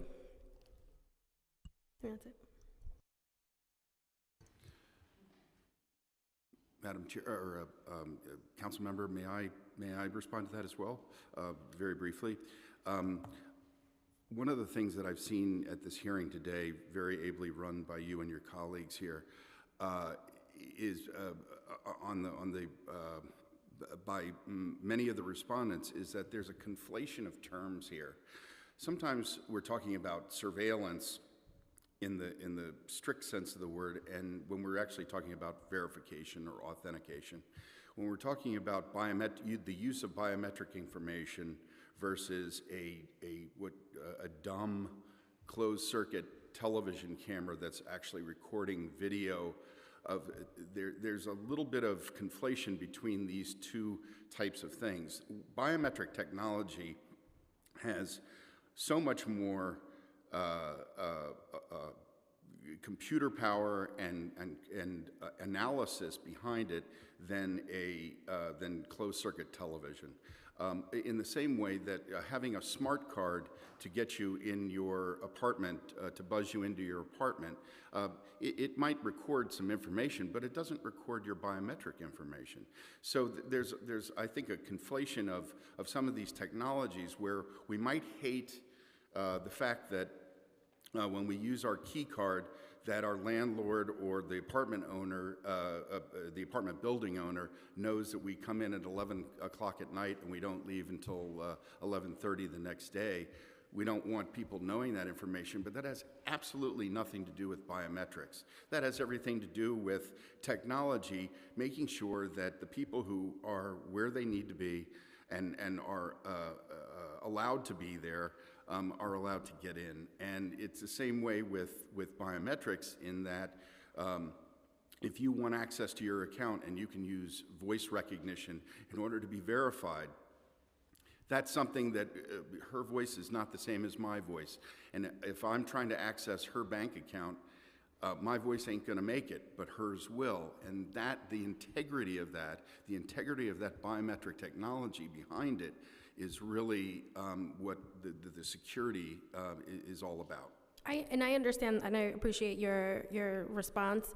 I understand that distinction. I'm speaking specifically about how biometric data is used and often and can be abused by landlords, specifically in buildings with predominantly people of color, and you know the ease at which the administration here, I think, identified how they're not really working or have no sense of whether existing laws are even being enforced. Right? We walked into this hearing from them that there's no indication that they can share, yes, this local law is being enforced. We heard from advocates the opposite. What I'm saying is that it is far easier for landlords in these situations to potentially abuse that and not solely use it for the purpose of security or safety for their buildings. They can utilize it, and there are examples of them utilizing that to evict tenants, to give that information to BD. And in those instances, every time that data is shared, that person's biometric information is being compromised because they're being added to lists that they're not even aware of.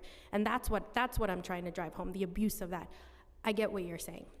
Councilmember Williams? Because I'm eating.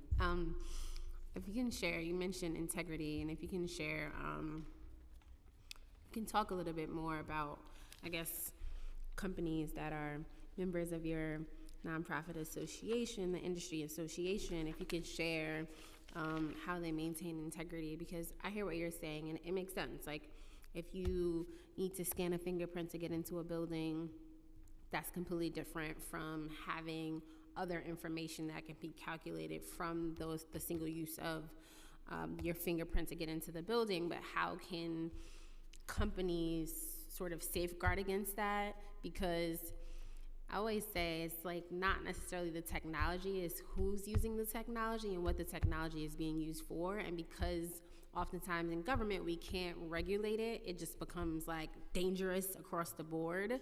So how do your members sort of protect and safeguard against integrity? Well, all very, very good points, and I agree with you on many of them. If you put a good technology into bad hands, something bad can be done with it, and that is, you can put a person behind a car and they get a place to drive to work every day, but you can also put a bad person behind a wheel and they kill somebody. So it's the technology is Switzerland. It is dependent upon the user and the usage, right? Our members have agreed to a code of ethics, a code of standards of ethical conduct and responsible use of biometric technologies. It's all on our website at ibia.org. So those sort of principles can be looked up, and our members adhere to them. A large part of our membership does business with the federal government and state and local governments around the country. So our members are part of programs that are administered by the Department of Homeland Security, the Transportation Security Agency, the Customs and Border Protection, as well as any one of a number of law enforcement entities out there. And the usage for this is security, identification and verification, and in the milieu of travel, it's to assure that the people who have a boarding pass or use their face as a biometric in order to get on the plane are the people who they say they are, and that are the people that are supposed to be on that plane or getting on and off a ship at a port of entry and exit. So, and coming into the country, we have biometric passports, and we have biometric cameras at our entry clear program, any one of a number of different programs that use biometrics. There was a question that's been asked a number of times. What are the good things about biometrics? What good aspects of biometrics are there? And there's many. And I can go off the shores of the United States and go to India, where the Aadhaar, A-A-D-H-A-R, national ID program is being implemented right now. Right now, there's 1.6 billion people who are now able to have an ID that they can show and get benefits from the government when they couldn't do it before because they had no identity before that. They're just any one of a number of Indian faces, right? So you've got this identity card now. That gives you something. That's currency. That is existence. That is identity. So, you know, it's those sorts of things that really, those are the positive parts of biometrics. Just another question in the same vein, outside of integrity, I know that there's been a lot of conversations around the makers of various algorithms and how information is scrubbed. And so if you have someone creating an algorithm, a human creating an algorithm or plugging into a computer, you know, humans, we all have bias.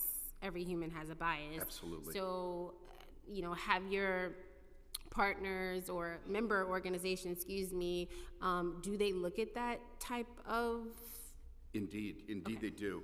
And I'll make 2 points about this. One, on the to answer your last question first, they look at that all the time. The NIST, the National Institute of Standards and Technology, does a competition every year with the largest makers. Actually, any company that develops algorithms and these types of technology can enter.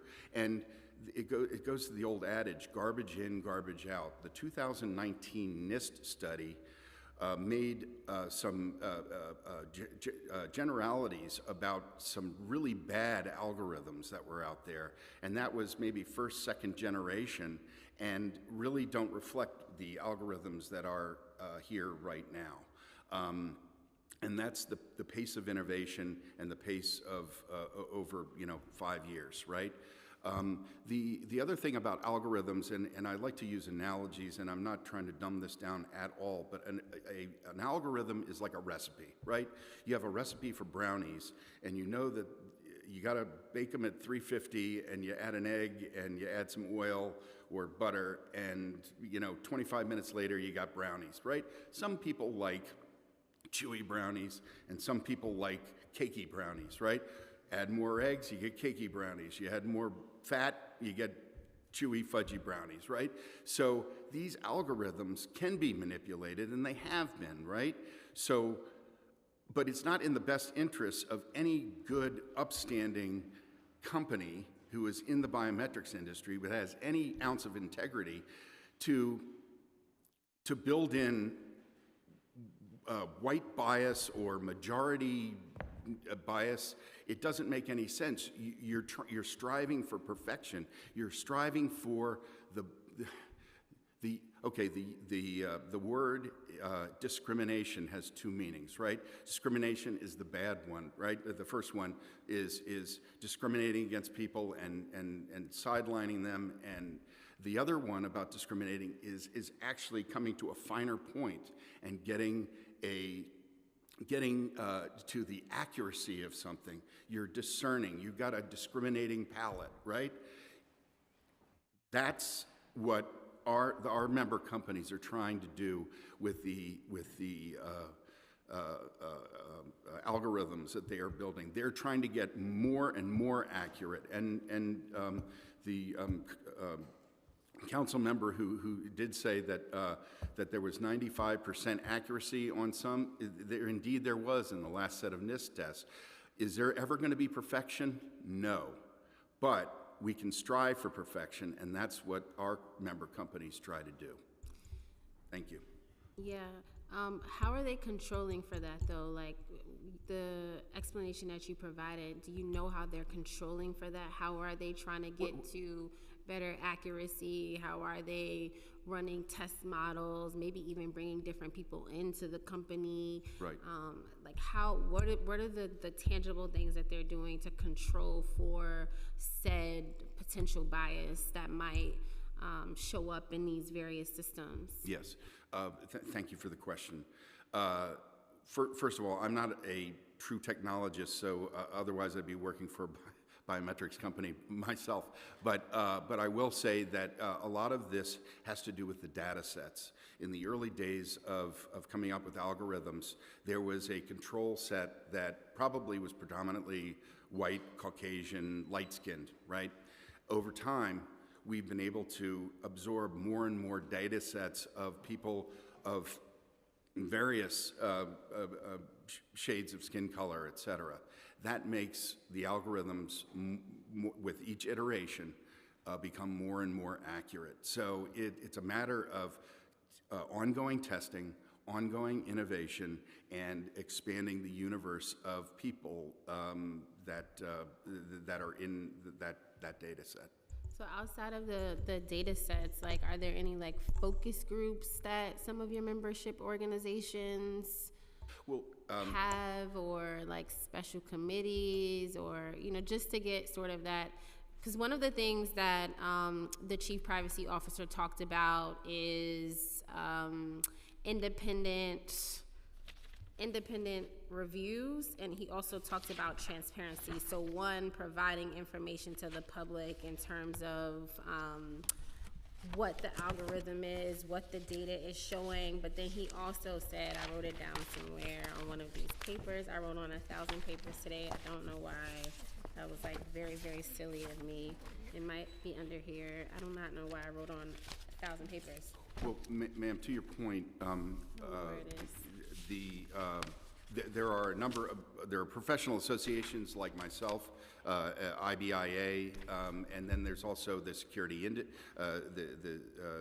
Industry Association. There's any one of a number of industry associations that gather scholars and technologists of all different backgrounds in order to be able to make things like algorithms more accurate and that sort of thing. NIST is also involved. I look at this as a big partnership. We've been asked and actually cooperated just a few weeks ago with the National Academies of Science, Engineering, and Medicine, and provided our testimony into how our membership, are making algorithms more accurate, less biased, and more focused on getting towards that 100% accuracy mark. And so there is a very large network of government, private sector, trade association, and then enterprises who are actually in the business, who are all cooperating together. Is it perfect? Is it at the urgent pace that perhaps this council is looking for? I don't know. That remains to be seen. But I will tell you that it is being worked on, and that we are dedicated towards making it better, so that we don't have to appear before you all in this sort of adverse situation. Yeah, I think he said independent evaluation, so just was wondering if, as private companies. I would consider the National Institutes of Standard and Technology to be an independent body. Though funded by the federal government, it certainly has a stake in the way that the FDA has a stake in making sure that drugs are safe and efficacious. Thank you. I think that's all. Thank you. Thank you. I would like to thank all panelists for testimony, and we're moving to our next panel. And I would like to welcome our last panel in person, and then we will call witnesses who are here virtually. And our next panelists are Jack Parker, Jay Peltz, Stuart Reed, and Francisco Marte.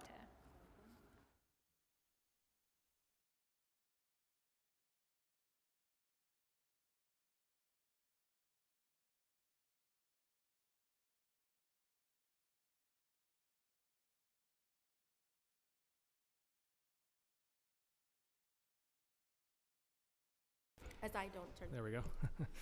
Sorry. My name is Jake Parker. I'm with the Security Industry Association, a nonprofit organization representing more than 70 companies headquartered in New York. I appreciate the opportunity to participate, be before you today. Our members provide a broad range of security and life safety products and services in the U.S. and throughout the city, including biometrics. So today, biometric technologies contribute to the safety and security of our communities and bring value to our daily lives. In nearly all cases, businesses are utilizing this technology as a better way to accomplish pre-existing underlying processes of verification and identification that is already occurring through other less effective means. The purposes generally fall into two categories: enhancing business operations and also optimizing the functionality or security of products and services used by customers. The vast majority of these applications are opt-in and based on prior consumer consent. So we do have some concerns about the two proposals before us today. I think a measured approach could address some very specific concerns about the technology, and we understand that there are concerns.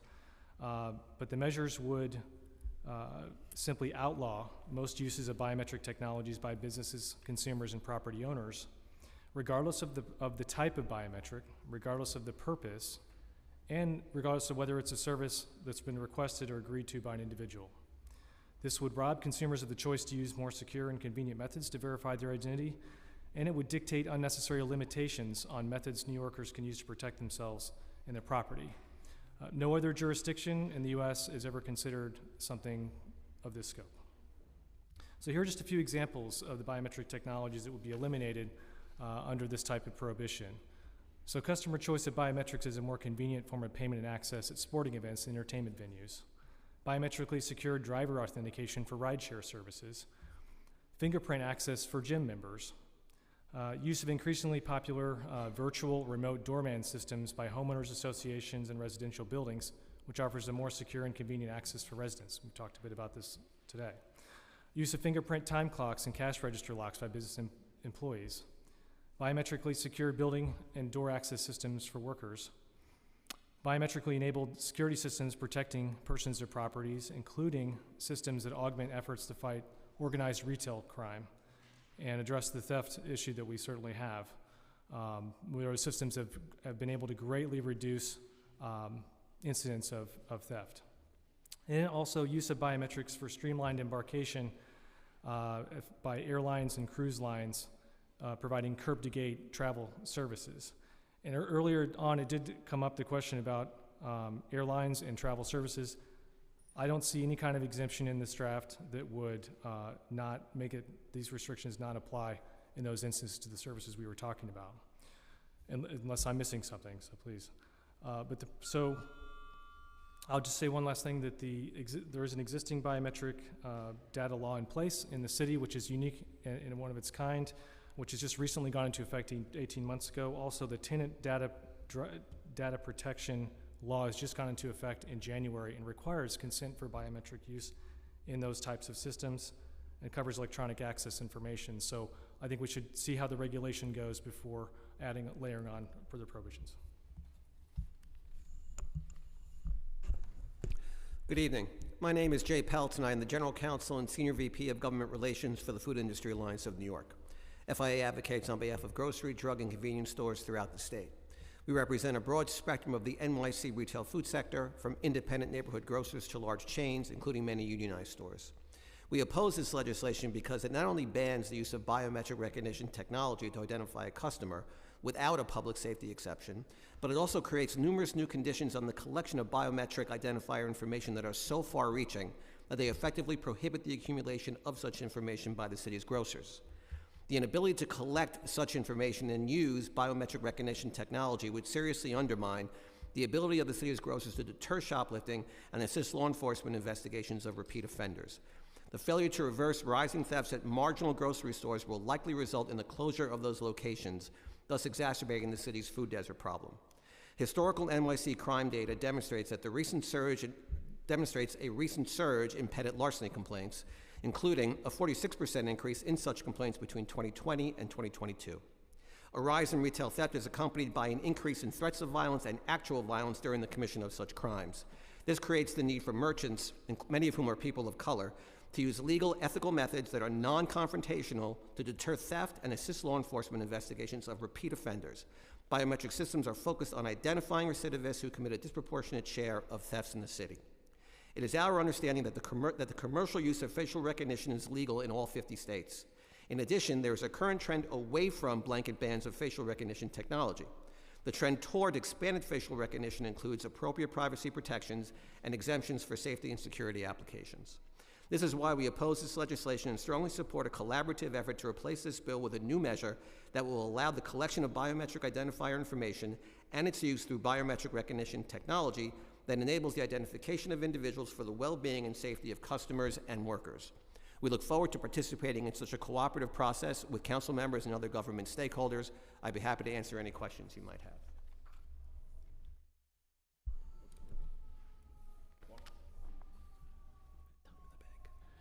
All right. My name is Francisco Marte. I didn't bring nothing writing because it was a short notice, and beside that, because I'm going to tell the experience and the fact why we opposed to this draft. Since 2020, we've been facing a lot of problems with the bodegas and the supermarket. I'm talking about on behalf of the bodegas, associated with small business, restaurant, and small restaurant as well, supermarket. We've been having a lot of problems. Now the technologies is helping us. This type of technologies is to prevent a crime to happen, and how we can prevent in a small shoplifting to be turned into the tragedies. If we will use these technologies, we will prevent a lot of problems, a lot of incidents that happen. So we will keep using this. Even we put a sign outside saying that we are using recognition technologies on the store that we are using. As the president of Bodega and Small Business Association, I be promoting to my members that they have to use it, because we need to protect our customer, our employees, and ourselves, our business.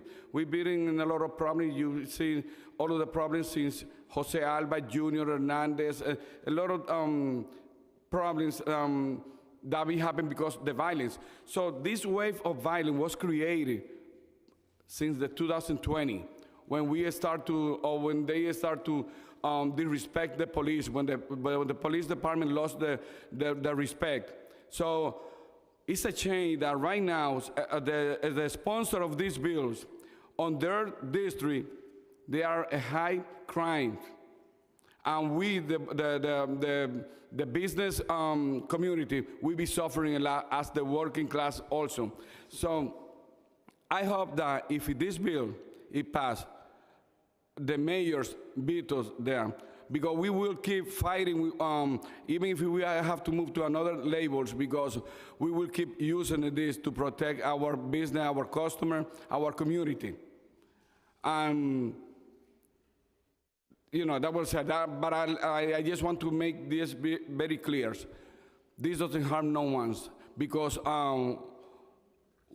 what we use is just to prevent, if someone's come, a repeat shoplifting, or a criminal comes, we just gonna go get a notice.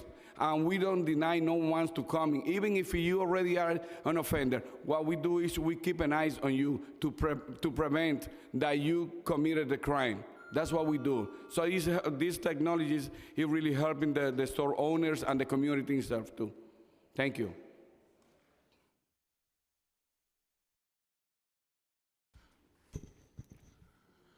Good afternoon, members of the New York City Council on Technology, Chairs Gutierrez and Williams, guests gathered here today. Thank you for giving me the opportunity to speak about technology, security, and safety in New York City. My name is Stuart Reed. I'm the co-chairman of the Smart Community Initiative, TSCI, a 501c3 not-for-profit partnership of public housing residents and veteran New York City community technologists who have come together to help improve the quality of life for our residents utilizing innovative technology applications and services.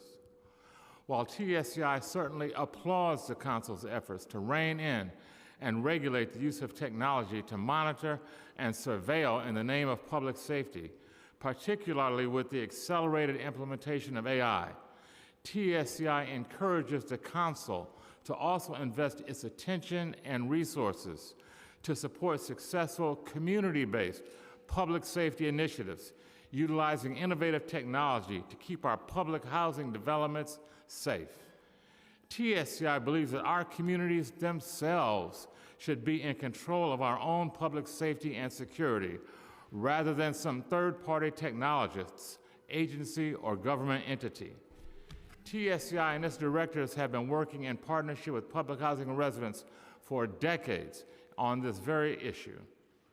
TSCI trains residents in emergency and public safety communications, procedures, and protocols, utilizing mobile radios, smartphones, and other communications devices to stay in touch with each other and to keep our communities informed. Working in collaboration with resident association leadership, TSCI installs emergency digital bulletin boards in building lobbies that display and announce emergency preparedness and mitigation information, as well as development news and information. TSCI also works with residents in creating the virtual tenant patrol service, which enables residents to view live images of their building lobbies, entrances, and other public spaces on mobile phones and connected devices. Where residents, many of them seniors, previously sat in building lobbies to monitor and report on suspicious traffic in their buildings, they now are able to do so remotely without sitting directly in what could be harm's way. The Emergency Digital Bulletin Board and Virtual Tenant Patrol services put public safety and quality of life directly into the hands of residents. The service is completely controlled by resident leadership, including programming of emergency and building announcements, and also serving as an information kiosk. When everyone can see what's going on in the development, when everyone is informed and aware of their building conditions, threats, and safety protocols and responses, the community itself becomes its own watchdog and first responder as we all work together to keep each other safe. In summary, as it reviews the abuses and possible threats of biometric surveillance and AI, TSCI encourages the Council to explore community-based technological solutions to public safety that are already being successfully deployed to empower our communities to take control of and realize true public safety and security. Thank you. Thank you. I have some questions for both Francisco and Jay. Yes. Okay. So curious, in both of your experiences, your members, what specifically is being captured by the biometric collection? Right. So with our members, it's just facial recognition. There's no other metadata, no other personal identifier information.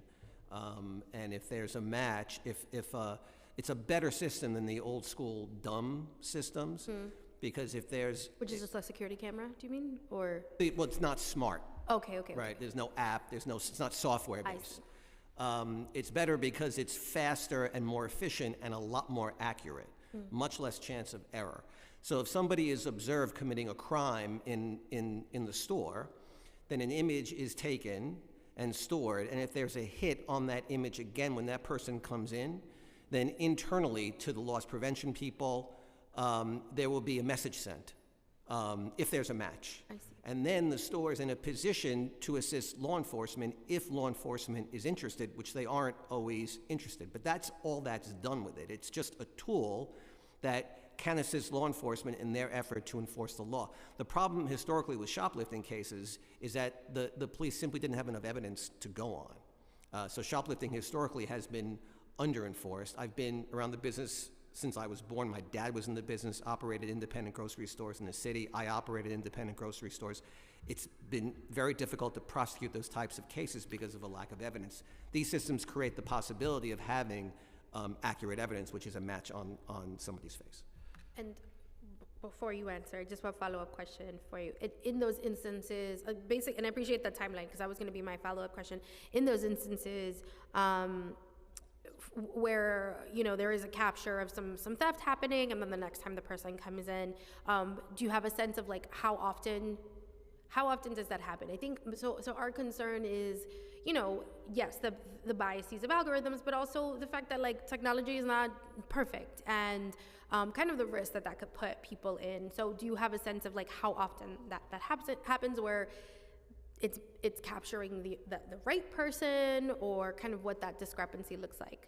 So my understanding, what's being reported to me is that the system is very reliable. The error rate is very low, but the number of incidents overall citywide are up. So in 2022, there were over 115,000 complaints, according to the NYPD, of petty larceny. That's the highest number by far throughout the 2022 period. But theft rates vary by individual store, individual neighborhood. Okay. And Francisco, for your members, the bodegas and the supermarkets, también? Yes. What is the data that they're collecting? And walk me through similarly, if you can, the way Jay did, like how does that prevent theft for the business owner? Yes, it's similar, like he say. We just collected the image, and it's just to prevent when the people comes. So it just we don't deny the service. We just prevent that, or they let them know that we know they are there. So if you want to commit a crime, don't do it. Just leave. If you're not gonna do it, you're not gonna do a shopping, you're not gonna buy, just go. Don't try to do a shoplifting, because we are we have the eyes on you, and that's better because that's a prevention. So basically, these cameras, what they do for us is they help us to prevent to happen to a crime to happen, or a violence happen because of shoplifting. And in the occurrence where the person who maybe previously committed theft comes back, doesn't do anything, what happens there after that match is made? If they don't come? No, if they do come, but they don't do anything, they maybe patron the store. All right, yes. But if they come, they don't commit the crime. We won't do nothing to them. Will it still go on? Yeah, the alarm will go on. There's still notification, and so that happens, and so now you're just watching this person more carefully. If a person can be barred from a store, it's a private establishment. So if a person has witnessed shoplifting a number of times, that person might be barred, a letter sent to the local precinct. And if that person has been barred, then at the discretion of the store, they can contact the local precinct, and then it's up to law enforcement to take it from there. But there are a couple of points I wanted to make related to your overall line of questioning. This is all about one of the panelists before talked about stealing a bottle of beer. We're not here because people are stealing individual bottles of beer. We're here because of repeat offenders. So in my full testimony, there's a reference to a New York Times article that about 1/3 of shoplifters, about 327, have been arrested and rearrested 6,000 times. And the issue now, for the first time in my life, going back to 1963, that organized retail theft is hitting grocery stores. So they're causing thousands upon thousands of dollars worth of damage. And what our members are trying to do is to address that problem. That's where the focus is. Now, in terms of bias, first of all, we represent chains and independents. Most of our independents probably are people of color, Hispanic people, Arab people. They're not biased against people of color, and they're not going to allow it to happen if they think. They are. Speaking from my community, but you go on. In our everyone is experience, biased. in our experience, bias is profoundly offensive.